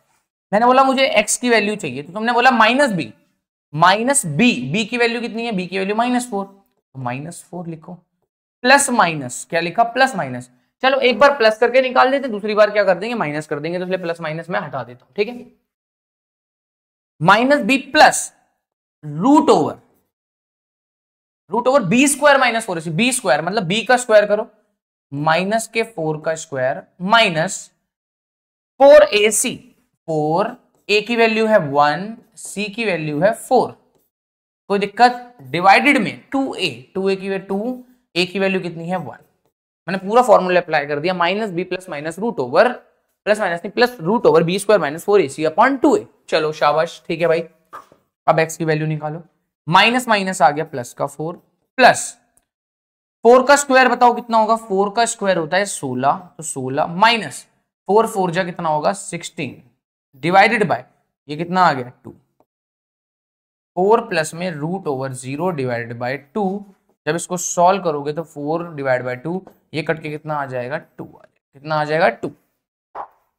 अब प्लस में भी है और माइनस में भी है, इसके अंदर देख रहे हो इसकी वैल्यू तो 0 ही आ रही है ना, तो दूसरा रूट जब निकालोगे वो भी कितना ही आएगा 2 आएगा, दूसरा रूट भी कितना आएगा 2। पहला रूट भी 2 निकला, दूसरा रूट भी 2 निकला, इसका मतलब इसके दो बराबर बराबर रूट्स है। x की वैल्यू जो है इसकी दोनों की क्या है सेम है, दोनों बार कितनी आ रही है 2, तो हम बोल सकते हैं इस इक्वेशन के क्या है इक्वल रूट्स हैं। क्या है इक्वल रूट्स बोल दो या फिर इक्वल सॉल्यूशन बोल दो। बात समझ आ गई, क्लियर होगी पक्की बात, ठीक है भाई। अब चलते हैं आगे वाले टॉपिक पे। समझ आया पूरा फॉर्मूला, समझ आया, पूरा सिंपल सा फॉर्मूला है जिससे सवाल स्टार्ट होंगे। x is equal to -b plus minus root over B square -4ac upon 2a। Repeat मेरे साथ, x is equal to -b plus minus root over d upon 2a। d means discriminant जिसकी value होती है b square -4ac। मैं थोड़ा सा पानी P लेता हूं, उसके बाद आगे की चीजें स्टार्ट करते हैं, ठीक है भाई। अगला टॉपिक आता है हमारे नेचर ऑफ रूट पे। देखो d की वैल्यू कितनी होती है b स्क्वायर -4ac,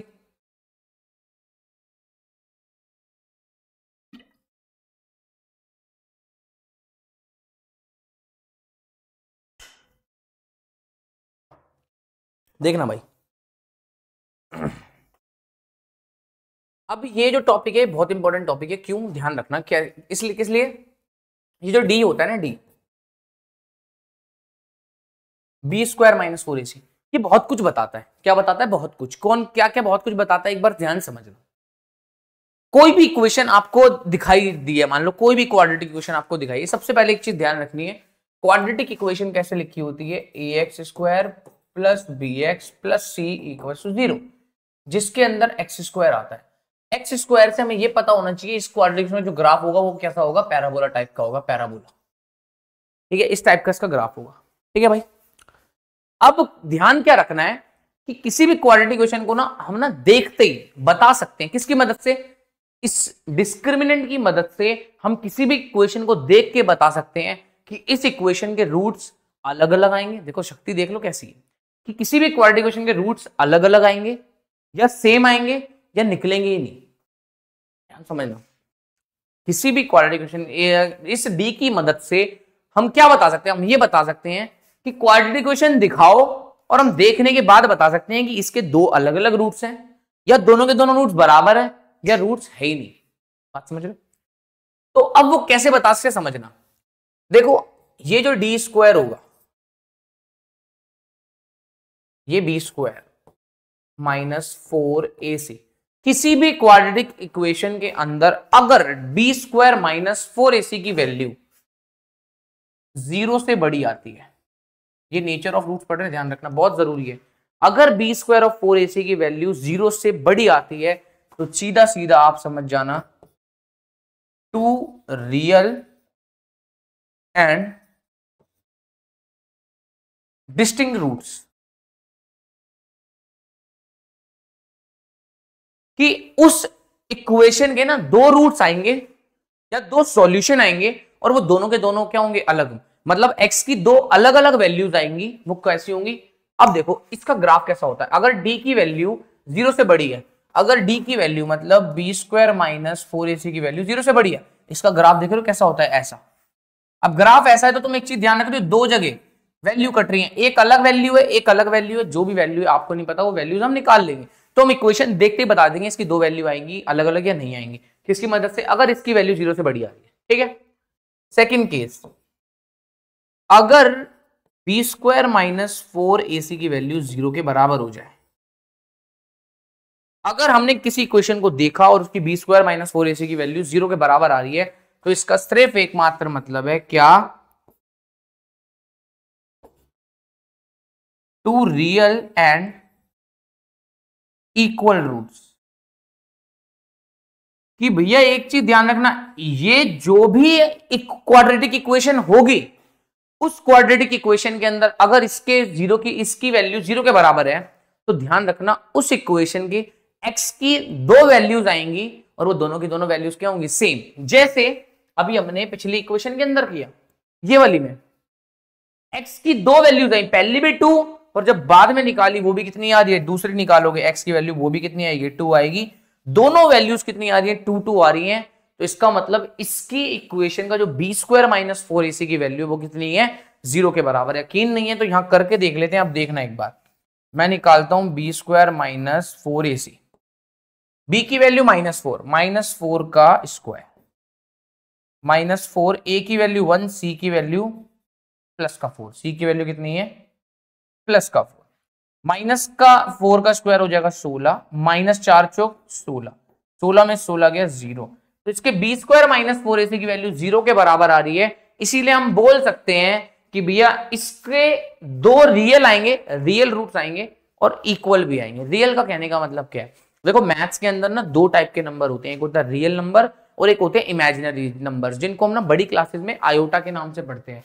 बड़ी क्लास के अंदर कुछ रियल नंबर ऐसे रियल नंबर नहीं होते, कुछ इमेजिनरी नंबर्स होते हैं जिनको हम आयोटा के हिसाब से पढ़ते हैं। ठीक है, जो कि आपके सिलेबस में तो नहीं है, तो इसीलिए रियल का मतलब जो भी नंबर आप इस कॉपी पे लिख पा रहे हो वो रियल नंबर है। ठीक है, इमेजिनरी नंबर्स आप नहीं लिख सकते, मतलब समझ लो, बेसिकली इतना समझ लो अभी। ठीक है, ये इमेजिनरी नंबर्स आपको बड़ी क्लास में पढ़ने, अभी आपको नहीं पढ़ने। ठीक है भाई, अब आगे बढ़ते हैं। अगर मान लेते हैं भैया ये बी स्क्वायर माइनस 4ac की वैल्यू ना ही जीरो से बड़ी आई ना ही जीरो के बराबर आई, बल्कि जीरो से छोटी आ गई। अगर ये जीरो से छोटी आई है तो इसका मतलब समझ लेना इसके नो रियल रूट्स, कि इसके रियल में कोई रूट्स नहीं है, मतलब कोई नंबर वाले रूट्स नहीं है। इसके इमेजिनरी रूट्स हो सकते हैं जिसके अंदर आयोटा इस्तेमाल होगा, जो कि तुम्हारे सिलेबस में नहीं है। बट लेकिन इतना समझना इसके कोई भी रियल रूट्स नहीं है, जहां पे कोई नंबर आ रहा हो या फिर कुछ भी आ रहा हो, वैसा कोई रियल रूट्स इसके पॉसिबल नहीं है। अब बट ग्राफ कैसा होगा, देखो डी बराबर जीरो के अंदर एक ही जगह पे कट कर रहा है, इसका मतलब एक ही जगह पे दो वैल्यूज होंगी, जहां पे क्या बोलते दो वैल्यूज वही रिपीट कर रही होंगी। डी लेस देन जीरो का मतलब भी है इसका जो ग्राफ है वो एक्स एक्सिस पे कट ही नहीं रहा। अगर कट ही नहीं रहा तो इसके रियल रूट्स तो है नहीं, इसके इमेजिनरी रूट्स हैं। कौन से इमेजिनरी रूट्स हैं वो तुम्हें तुम्हारे सिलेबस में नहीं निकालने को है। बट याद ध्यान क्या रखना है, ध्यान आप सबको ये रखना है, ये जो है वो बहुत इंपॉर्टेंट है, ये बहुत इंपॉर्टेंट है। बी स्क्वायर माइनस 4ac बराबर जीरो, अगर इक्वल कहीं पर भी लिखा आ गया कि this equation has equal roots, अगर किसी ने बोल दिया कि इस क्वाड्रेटिक इक्वेशन के इक्वल रूट्स है, तो आपको तुरंत बोलना है इक्वल रूट्स आ गए, इसका मतलब बी स्क्वायर माइनस 4ac की वैल्यू जीरो के बराबर होगी। बी स्क्वायर माइनस 4ac की वैल्यू जीरो के बराबर होगी, तो वही चीज यहां करनी है। अब बढ़ते हैं आगे, क्वेश्चंस पे क्वेश्चंस करने हैं, चाहे फैक्टराइजेशन से करो चाहे किसी और से भी करो। पहला सवाल तुम्हारी स्क्रीन के ऊपर है, फटाफट सवाल करो, 2 मिनट का समय आपको लग रहा है, पहले एक बार आप करो।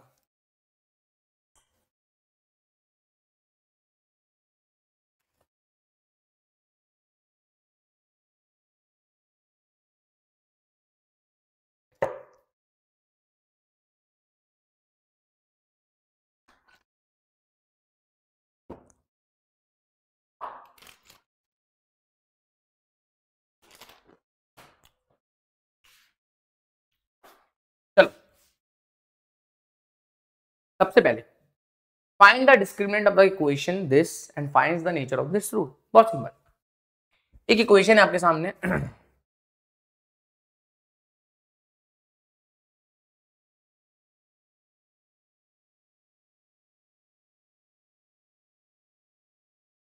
3x square minus 2x plus 1/3 equal to 0। ये बहुत सिंपल सी इक्वेशन है। अब अगर मैं तुम्हें बोलूं कि भैया 1/3 है, इसको अगर सॉल्व कर दे तो सॉल्व कर लो, इजी है। अगर मेरे को नीचे 3 हटाना है तो मैं पूरी इक्वेशन को 3 से मल्टीप्लाई कर दूं। जब मैं पूरी इक्वेशन को 3 से मल्टीप्लाई करूंगा तो ये कितना हो जाएगा 9x स्क्वायर, ये कितना हो जाएगा माइनस का 6x प्लस में ये कितना हो जाएगा 1 इक्वल टू 0। पूरी इक्वेशन को 3 से मल्टीप्लाई कर दिया तो डिवाइड वाला नंबर हट जाएगा। अरे भाई सीधी सी बात है, अगर कहीं पे 1/3 रखा है, इसको 3 से मल्टीप्लाई 3 3 से 1 आ गया तो ये कट जाएगा। एक तो बोर्ड की आदत है, वो वाला बोर्ड लगा नहीं रखा हमने।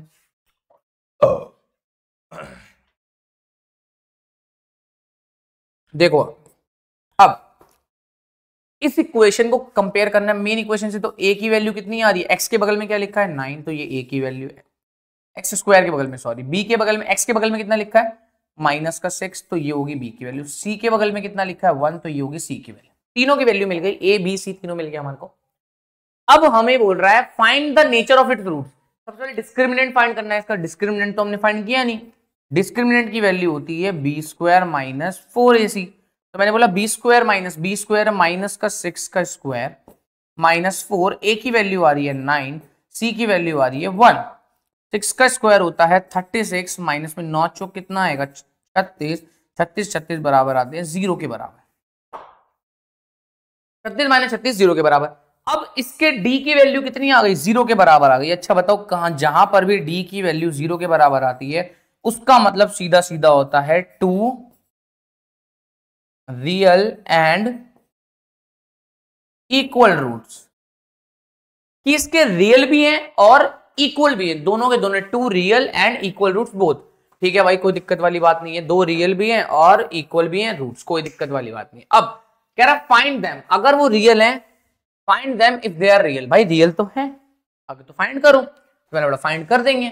भाई फाइंड करने के लिए x की वैल्यू डालनी है minus B plus minus root over D upon में 2a। तो मैंने बोला x की वैल्यू प्लस में लिख लेते हैं, माइनस का b है -6, तो माइनस ऑफ -6 प्लस, अरे d की वैल्यू तो 0 है ना, तो रूट d की वैल्यू कितनी हो जाएगी 0, छोड़ दो उसको, ये तो 0 है, डिवाइड में 2, a की वैल्यू कितनी है 9, तो एक x की वैल्यू आ रही है 6 डिवाइडेड में 9 2 जा 18, 1/3 ये आ रही है 1/3। एक बार प्लस वाला ले लिया, एक बार हम किसको ले लेते हैं माइनस वाला, तो x की वैल्यू कितनी आ रही है minus B minus root over D upon में 2a।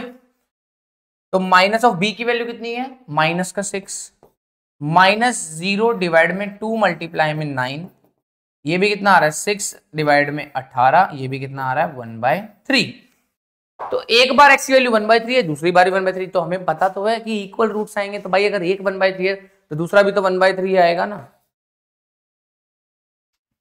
हो गया भाई सवाल, बहुत इजी, बहुत सिंपल। एनसीईआरटी पूरा का पूरा एनसीईआरटी चल रहा है, टेंशन नहीं लेनी है, सारे के सारे सवाल एनसीईआरटी बेस्ड है, घबराना किसी को नहीं है। बढ़ते हैं आगे। Find the values of k for each of the following quadratic equations so that they have two equal roots। ओहो क्या बोल रहा है भैया, कह रहा है कि k की वैल्यू फाइंड आउट करो so that, कह रहा है k की वैल्यू फाइंड आउट करो so that कि इन इक्वेशंस के रूट्स जो हो वो क्या हो बराबर इक्वल हो। मैंने आपको स्पेशली बताया अगर किसी के भी रूट्स इक्वल है तो ध्यान रखना उस इक्वेशन की b स्क्वायर माइनस 4ac की वैल्यू 0 के बराबर आएगी।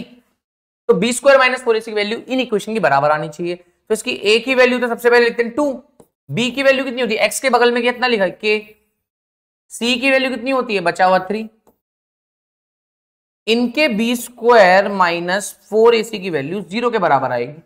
तो b की वैल्यू है k, तो यहां लिखते हैं k स्क्वायर माइनस 4, a की वैल्यू है 2, c की वैल्यू है 3 इक्वल टू 0। 4 दूनी 8, 8 या 24 इक्वल्स टू 0।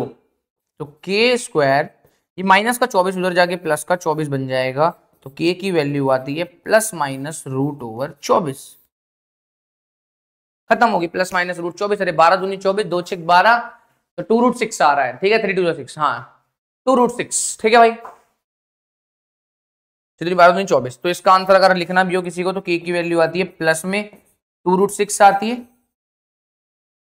और एक बार के की वैल्यू आती है माइनस में 2 रूट 6, ठीक है भाई, कोई दिक्कत वाली बात नहीं है। फाइंड द वैल्यूज, वैल्यूज बोला है, वैल्यू नहीं बोला, वैल्यूज मतलब दो वैल्यूज आएंगी, दोनों बता दी है। अब ये इक्वेशन सबसे पहले तुम्हें क्वाड्रेटिक दिख ही नहीं रही है, जब क्वाड्रेटिक दिख नहीं रही है तो अब सॉल्व कैसे करोगे, तो क्वाड्रेटिक बनाओ पहले इसको, के एक्स को मल्टीप्लाई करो इससे, फिर इसको भी इससे करोगे, तो ये होगा के एक्स स्क्वायर माइनस में 2 एक्स प्लस में 6 इक्वल टू 0। इक्वेशन हमें दिख गई है, हमारा सबसे पहला काम हमारा होगा कि भैया इसको जनरल इक्वेशन के साथ कंपेयर करो, तो जनरल इक्वेशन होती है ए एक्स स्क्वायर प्लस में बी एक्स प्लस में सी इक्वल टू 0। एक्स स्क्वायर के बगल में जो भी लिखा होगा वो क्या होगा, ए, तो ए की वैल्यू आती है के, बी होता है एक्स के बगल में जो भी लिखा होता है, एक्स के बगल में जो भी लिखा है वो कितना है माइनस का 2k, और सी की वैल्यू होती है जो बचा हुआ है 6, तो ये मैंने लिख दी। ध्यान देना भाई, ध्यान से करना है, यहाँ पे देखो ये माइनस का 2 एक्स के बगल में जो भी लिखा है, जो भी मतलब ये माइनस का 2 सारा का सारा वही तो होता है बी। अब बोल रहा है इसके इक्वल रूट्स है, तो इसका मतलब इसके बी स्क्वायर माइनस 4ac की वैल्यू 0 के बराबर होगी, तो मैंने बोला कर देते हैं भाई, बी स्क्वायर माइनस 2k का स्क्वायर माइनस, देखो बी की वैल्यू कितनी थी माइनस 2k, सही लिखा है, माइनस का 4a, ए की वैल्यू कितनी है k, सी की वैल्यू कितनी है 6 इक्वल टू 0। 2k का स्क्वायर कितना हो जाएगा, 2 का माइनस का स्क्वायर प्लस 2 का स्क्वायर हो जाएगा 4, k का स्क्वायर हो जाएगा 4k स्क्वायर, माइनस 6 चौक कितना आ गया 24k इक्वल टू 0। कोई दिक्कत परेशानी अभी तक किसी को नहीं है। अब यहाँ पे थोड़ा सा ध्यान देना है, इसको मैं उठा के थोड़ा सा यहाँ ले आता हूं, इससे मेरे को झुकना नहीं पड़ेगा ज्यादा। 4k स्क्वायर माइनस में 24k इक्वल टू 0 मुझे सॉल्व करना है, मुझे k की वैल्यू चाहिए। अरे भाई k कॉमन दिख रहा, 4k कॉमन ले ले, तो मैंने बोला 4k कॉमन लूंगा तो यहाँ कितना बचेगा k माइनस, यहाँ पे कितना बचेगा बताओ, जब 4k कॉमन लिया है तो k तो कॉमन चला, k तो गायब। अच्छा तो मैं सीधी सी बात, जो कॉमन लेते उसको डिवाइड कर देते हो, तो ये बच रहा था 24k, यहां से मैंने 4k कॉमन ली तो k से k कटा 4 6 24, तो कितना बच रहा है 6 बच गया, डिब बराबर 0। ध्यान दो, दो नंबर को मल्टीप्लाई करके आंसर 0 आ रहा है, तो या तो पहले वाला नंबर 0 के बराबर होगा तो k की वैल्यू या तो 0 आएगी, नहीं तो दूसरे वाला नंबर बराबर होगा, k माइनस 6 की वैल्यू 0 आएगी, नहीं तो k की वैल्यू कितनी आएगी 6 आएगी। दो वैल्यूज आएंगी k की, या तो k बराबर कितना आएगा 6 आएगा, नहीं तो k बराबर कितना आएगा 0 आएगा। दोनों वैल्यूज आप सबके सामने हैं। सवाल इतना आसान था, जिस तरीके से बताया वो भी बहुत इजी था, बिल्कुल डिटेल में बताया, कोई स्टेप नहीं काट रहा, कोई स्टेप को ऐसे नहीं करा कि मिस कर दिया, बिल्कुल एक एक स्टेप डिटेल में, कि बाला को तुम समझ लो मेरे बिल्कुल छोटे छोटे, जिन्हें कुछ नहीं आता, प्लस माइनस भी नहीं आता, बेसिक मैथ्स वाले, स्टैंडर्ड मैथ्स वाले, जिनको एनसीईआरटी की नींव अपनी स्ट्रॉन्ग करनी है। एनसीईआरटी जब तक खत्म नहीं करोगे तब तक आप दूसरी बुक को हाथ नहीं लगा पाओगे, या फिर हाथ लगाना भी नहीं चाहिए जब तक आपकी नींव कमजोर है। नींव को बनाओ तगड़ा, एनसीईआरटी घोल के पी जाओ ऐसे कि आपको कभी दूसरी बुक लगाओ तो आपको एनसीईआरटी तो पूरे दिन दिमाग में छपी रहे, ऐसा होना चाहिए मैटर, आपके साथ ध्यान रखना। तो इसीलिए मैं एक स्टेप एक सारे के सारे सवाल जो इंपॉर्टेंट है, जो भी एग्जांपल जैसा भी दिख रहा है सब लेके आ चुका हूं, टेंशन नहीं लेनी है, बस ये लगा लिया समझो एनसीईआरटी कंप्लीट हो गई। आगे बढ़ते हैं। Is the following situation possible if so determine the present ages. कहता है अगर ऐसी सिचुएशन पॉसिबल है तो एजेस फाइंड करनी है। अब बताओ पॉसिबल है या नहीं, कौन बताएगा? अगर सिचुएशन पॉसिबल होगी तो ये कौन बताएगा? ये हमें बताएगा डिटर्मिनेंट। अगर डिटर्मिनेंट की वैल्यू या तो 0 आ जाए या डिटर्मिनेंट की वैल्यू ग्रेटर देन 0, अगर इन दोनों केसेस में होगा तो ये सिचुएशन पॉसिबल है, अदरवाइज इसके इमेजिनरी रूट्स आएंगे, रियल रूट्स नहीं आएंगे, तो इसलिए नहीं होंगे सॉल्व। ठीक है भाई, क्या बढ़ते हैं आगे। आज भाई टांग दर्द हो रही है खड़े खड़े, पता नहीं क्यों। सबसे पहले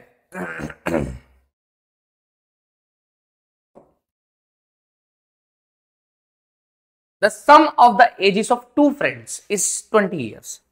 कह रहा दो दोस्तों की उम्र का सम कितना है? 20 साल। मैंने बोला फ्रेंड 1 और ये रहा फ्रेंड 2, इन दोनों का कितना है? 20 years। ठीक है भाई, कोई दिक्कत वाली बात नहीं है। अच्छा, अगर दोनों दोस्तों की सम का एज 20 साल है, अगर एक की एज x मान लू, अगर एक की एज x मान लू तो दूसरे की कितनी होगी? अगर मैंने बोला कि f1 की एज अगर x है तो दूसरे की कितनी होगी भैया? f2 की एज कितनी होगी? x को उधर माइनस हो जाएगा, 20 माइनस x होगी। तो अगर एक की एज x है, प्रेजेंट एज की बात कर रहे हैं, अगर एक की एज x है तो दूसरे की ऑटोमेटिकली भी 20 माइनस x होगी ना।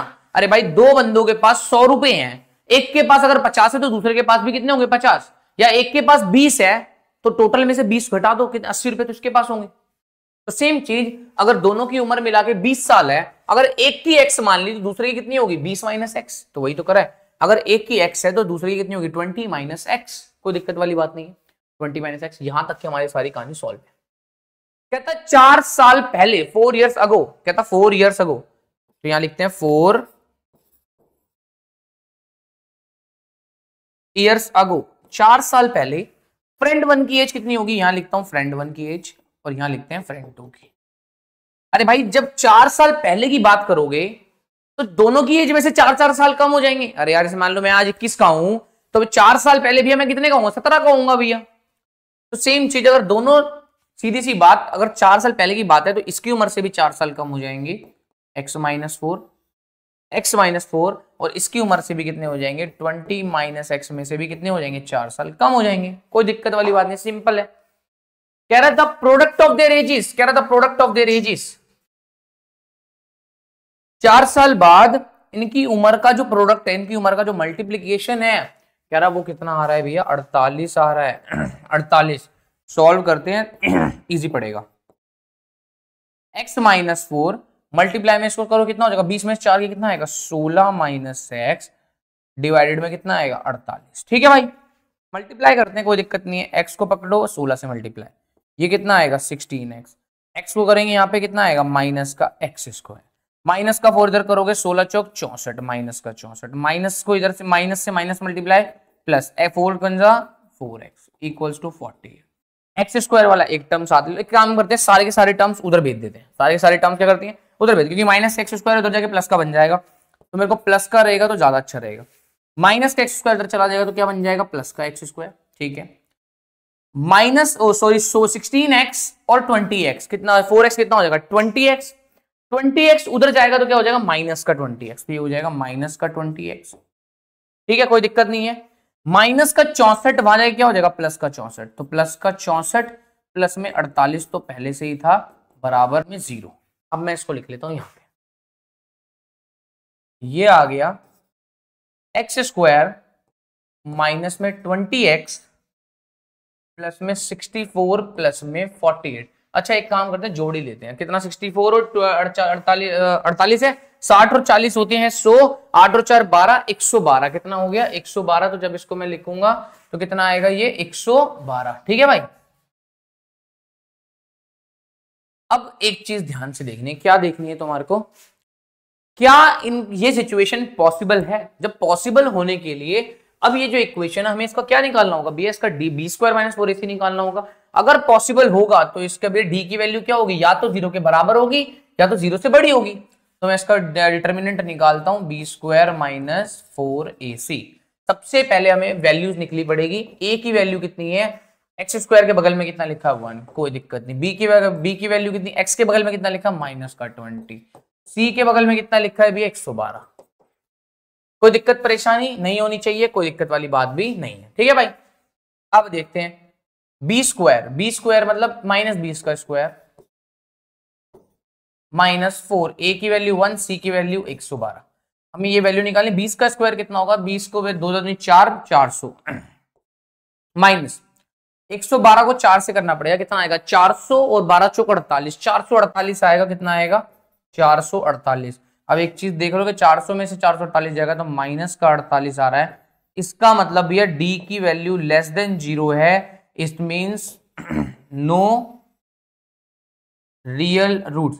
इट मींस ये सिचुएशन पॉसिबल नहीं है, क्योंकि इमेजिनरी बातें चल रही, इमेजिनरी नंबर आएगा और वो बातें पॉसिबल नहीं है। तो it means no real roots. Is this following situation possible? No, this situation is not possible. ठीक है भाई, डी की वैल्यू आ रही है लेस देन 0। अब चलते हैं नेक्स्ट सवाल पे, बहुत इजी था। Is it possible to design rectangular park of parameter 80 degree? कह रहा कि एक पार्क है जिसका पेरीमीटर 80 मीटर एंड एरिया हो इतना, if so find its length and breadth. ध्यान समझना, कह रहा है क्या ऐसा एक रेक्टेंगुलर पार्क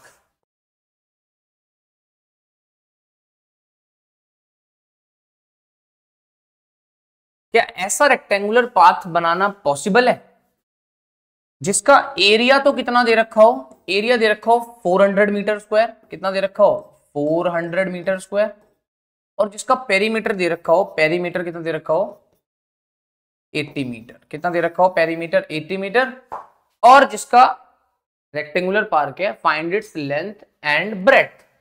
भाई ध्यान से समझो एक बार सवाल को, एक बार देखते हैं क्या है। अच्छा बताओ एरिया कितना दे रखा है इन्होंने, एरिया दे रखा है 400 मीटर और पेरीमीटर दे रखा है 80 मीटर। एक चीज ध्यान देना, क्या ये पॉसिबल है? एरिया का फुल फॉर्म क्या होता है? एरिया मींस होता है लेंथ इनटू ब्रेड्थ, कितना आना चाहिए 400। और कह रहा पेरीमीटर क्या होता है? पेरीमीटर को मेरे को बताएगा। पेरीमीटर का मतलब होता है 2 मल्टीप्लाई में L प्लस बी, यही तो होता है, इक्वल्स टू कितना, ये है 80। क्या ये पॉसिबल है? Is this possible? तो ये पॉसिबल है, मेरे को तो लग रहा है यार पॉसिबल है, सीधी सीधी इसकी मेरे को तो आंसर भी पता लग गया। देखो यार लेंथ और ब्रेड्थ में मल्टीप्लाई करके 400 आना चाहिए, तो अगर मैं लेंथ को भी 20 मान लूं और ब्रेड्थ को भी 20 मान लूं, 20 कितना होता है 400, 2 दूनी 4, और 20 होता है 40, 40 दूनी आता है 80। मेरे को तो पॉसिबल लग रहा है ये चीज, कि ये तो चीज पॉसिबल है। सीधा बोल भी तो सकते हैं, is it possible to design rectangular park of perimeter 80 metre and this. But एक चीज ध्यान रखो, ये 20 और 20 मिला के कितना आ रहा है 400 आ रहा है, बट लेंथ और ब्रेड्थ क्या सेम हो सकती है रेक्टेंगुलर के अंदर? रेक्टेंगुलर में ये चीज पॉसिबल नहीं है। स्क्वायर के लिए पॉसिबल है कि स्क्वायर के अंदर साइडें सारी बराबर हो सकती हैं, उसके लिए पॉसिबल है, और इसके लिए पॉसिबल ये चीज नहीं है। ठीक है भाई, और एक चीज देख लो 2 वेरिएबल आ रहे हैं, तो बाकी तुम ये चीज करोगे तो तुम्हारे लिए पॉसिबल नहीं बनेगा। चलो एक बार अगर करने भी हो तो मैं इसको एक क्वेश्चन को बना के देख लेते हैं कितना बन रहा है।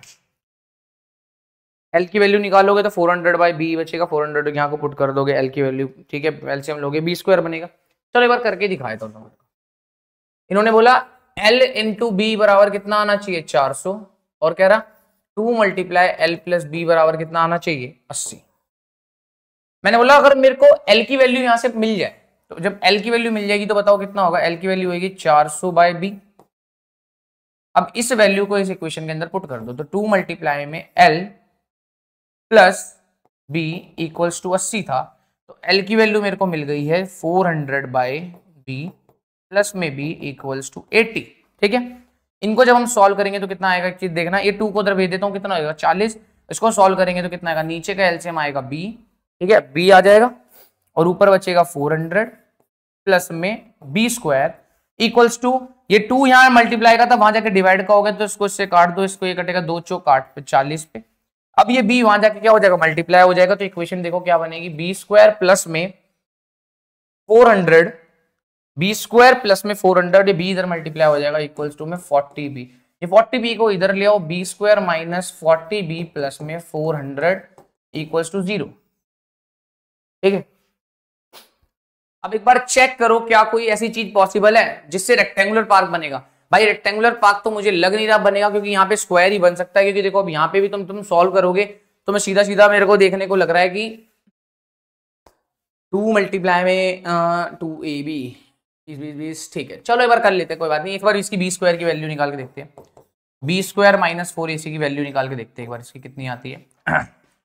a की वैल्यू कितनी आ रही है, x के बगल में कितना लिखा है, इसको b स्क्वायर को x मान लेते हैं, तो a की वैल्यू आ रही है 1, b की वैल्यू कितनी आ रही है माइनस का 40, c की वैल्यू कितनी आ रही है 400। कंफ्यूज मत हो ना, b मींस यही है नंबर, माइनस का 40 स्क्वायर माइनस का 4, a की वैल्यू है कितनी 1, c की वैल्यू कितनी है 400, इसका स्क्वायर कितना है 4 चौक 1600, माइनस का 1600, और ये कितना आएगा, और सॉरी प्लस का 1600, और ये कितना आएगा माइनस का 1600, करके कितना आ रहा है आंसर 0। इसका मतलब दोनों के दोनों क्या होंगे, इसके रूट बराबर होंगे, मतलब b की वैल्यू आएंगी, दोनों की दोनों क्या आएंगी बराबर, और जब b की वैल्यू बराबर आएगी, भाई देखना b की वैल्यू यहाँ से 20 निकलेगी और यहाँ पे भी रखोगे तो 20 आएगा, तो l और b दोनों आपस में बराबर हो जाएंगे, तो रेक्टेंगुलर पार्क तो नहीं बनेगा भाई, स्क्वायर बन सकता है, रेक्टेंगुलर नहीं बनेगा। वो तो मैंने पहले भी आपको बता दिया था कि नॉर्मल दिख रहा था साफ साफ। ठीक है भाई, तो चलते हैं नेक्स्ट वाले सवाल पे, एक बार देखना नेक्स्ट वाला सवाल क्या। Write all the values of p for which the quadratic equation x square plus px plus 16 has equal roots, find the roots of the equation so obtain. बहुत मस्त भाई लास्ट सवाल है ये वाला, मेरे जहां तक लगता है, एक बार चेक करने दो। हाँ ये लास्ट सवाल है, बहुत मस्त इंपॉर्टेंट सवाल है, खुद से करने की ट्राई करना। प्रीवियस ईयर का सवाल है, 2017 में करीब पूछा गया हुआ था, देखना शायद 2017 ही है, ये कितना है पूछा गया था, 2017 तो नहीं, 2017 से या 21 के बीच में पूछा था, ठीक है। Write down all the values of p for which the quadratic equation has equal root. सबसे पहले क्या बोल रहा है कि इस क्वाड्रेटिक इक्वेशन के इक्वल रूट्स होने चाहिए। कितने रूट्स होने चाहिए? इक्वल। तो इक्वल रूट्स होने के लिए क्या होगा, इसके अंदर b स्क्वायर माइनस 4ac की वैल्यू 0 के बराबर होनी चाहिए। कहता है इस इक्वेशन के बराबर रूट्स हो, इसके लिए p की वैल्यूज बताओ कौन कौन सी p की वैल्यू होगी। तो मैंने बोला सबसे पहले इक्वल होने के लिए इसकी वैल्यू 0 के बराबर होनी चाहिए, तो b की वैल्यू यहां पे लिख लेते हैं।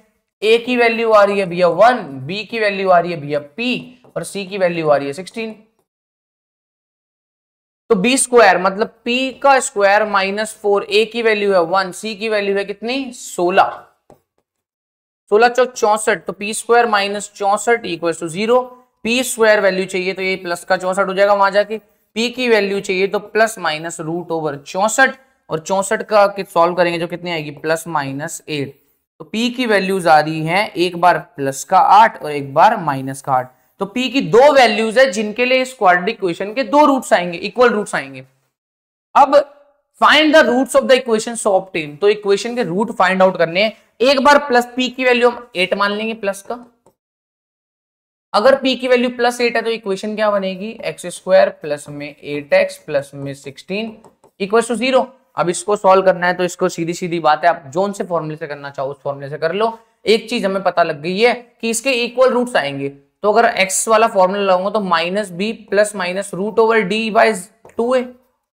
इसमें d की वैल्यू तो 0 होगी ना, क्योंकि हमें पता है कि इन दोनों वैल्यूज के लिए इसके इक्वल रूट्स आएंगे, तो b की वैल्यू डिटरमिनेंट की वैल्यू 0 आएगी, तो ये तो 0 ही हो गया। तो माइनस बी एक बार प्लस मान के कर लेते हैं और एक बार माइनस मान के कर लेते हैं, ठीक है। माइनस बी की वैल्यू कितनी मानी है, p की वैल्यू हमने मानी है 8, p की वैल्यू कितनी मानी है 8, प्लस में तो 0 आ गया, डिवाइड में 2, a की वैल्यू कितनी है 1, तो ये 2 से इसको काटो कितना आएगा 4, तो x की वैल्यू कितनी आ रही है माइनस का 4। ये तब की है। अब आते हैं माइनस वाले में, माइनस बी, तो माइनस बी की वैल्यू प्लस का 8 लिया, p की वैल्यू 8 लिया, तो p की वैल्यू 8 है, माइनस का 0 डिवाइड में 2 इंटू 1, ये भी सॉल्व कितना आ गया माइनस का 4 आ गया। देख लो दोनों के दोनों बराबर रूट्स आए हैं, x की वैल्यू -4 आई है। एक बार मैं चेक कर लूं, मेरा माइक तो काम कर रहा है ना, मेरा माइक तो कर रहा है, लास्ट में काम है ना भाई, माइक काम कर रहा है, कोई दिक्कत वाली बात है नहीं, ठीक है भाई। अब देखना ये आ गया -4। अब अगर मैं p की वैल्यू ले लेता हूं माइनस का 8, जब p की वैल्यू माइनस का 8 लूंगा तो मेरा b की वैल्यू कितनी हो जाएगी, ऑटोमेटिकली -8 हो जाएगी। तो यहाँ पे भी अगर मैं देखूं तो x का फॉर्मूला हो minus B plus minus root over D divide by 2a। Equation क्या बन जाएगी, इक्वेशन बनेगी एक्स स्क्वायर माइनस है ना माइनस 8x प्लस 16, ये बनेगी। अब यहाँ पे a की वैल्यू आती है 1, तो पहले माइनस b की वैल्यू आ रही है माइनस का 8, प्लस इसकी वैल्यू तो 0 ही रहेगी, डिवाइड में कितना आएगा 2a। ये प्लस वाला मान लिया, अब एक बार मान लेते हैं माइनस वाला, ठीक है। a की वैल्यू कितनी है 1, तो अब इसको कर दो 1 से मल्टीप्लाई, a की वैल्यू कितनी है 1, तो 1 से मल्टीप्लाई, x की वैल्यू माइनस माइनस कितना हो गया प्लस का 8 डिवाइड बाय 2, प्लस का 8 डिवाइड बाय 2, तो x की वैल्यू आ गई 4 और 4, दो वैल्यूज आ रही है x की 4 4, यहाँ पे आ रही है -4। आपसे पूछ रहा था x की कितनी वैल्यूज के लिए, x की मतलब पूरी p की कितनी वैल्यूज है जिसपे इसके इक्वल रूट्स है, और अगर वो है तो उसके रूट्स बताओ कितने निकलेंगे। तो +8 पे हमारे रूट्स आ रहे हैं -4, -8 पे आ रहे हैं हमारे -4, ठीक है भाई। तो ये दोनों के दोनों रूट्स आपके हो गए। और अब इस चैप्टर को जब तुम एनसीईआरटी के थ्रू जाओगे, एनसीईआरटी के थ्रू जब तुम चेक करोगे तो तुम्हें मिलेगा ये पूरा का पूरा चैप्टर हमने कंप्लीट कर दिया है, A to Z सवाल हमने A to Z बिल्कुल जो सारे सवाल थे सबके सब लगा दिए। और अब तक आप लोगों को पता होगा हमने बहुत सारे चैप्टर कवर कर लिए इस वन शॉट की सीरीज के अंदर, और हम अभी बिल्कुल पूरा सिलेबस खत्म करने के कगार पे आ गए हैं। और बस एक दो चैप्टर जो बड़े बड़े चैप्टर है हमारे, जो मस्त मस्त चैप्टर है, ट्राइंगल्स सर्कल्स का एक दो चैप्टर वही रह रहे हैं, और कोई हमारा सिलेबस पूरा का पूरा कंप्लीट हो चुका है, ठीक है भाई। तो अब तुम्हें करना क्या है, जिस भी बच्चे ने अभी तक पुराने चैप्टर्स की वीडियो नहीं देखी है वो तो जाके एक बार पुराने चैप्टर्स की वीडियो देखो, क्योंकि वहां पे इतना बढ़िया बढ़िया वन शॉट डाल रखा है ना भाई, मैं बता रहा हूँ एनसीईआरटी के माध्यम से, प्रॉपर एनसीईआरटी बेस्ड किसी ने नहीं डाल रखा इतना बढ़िया।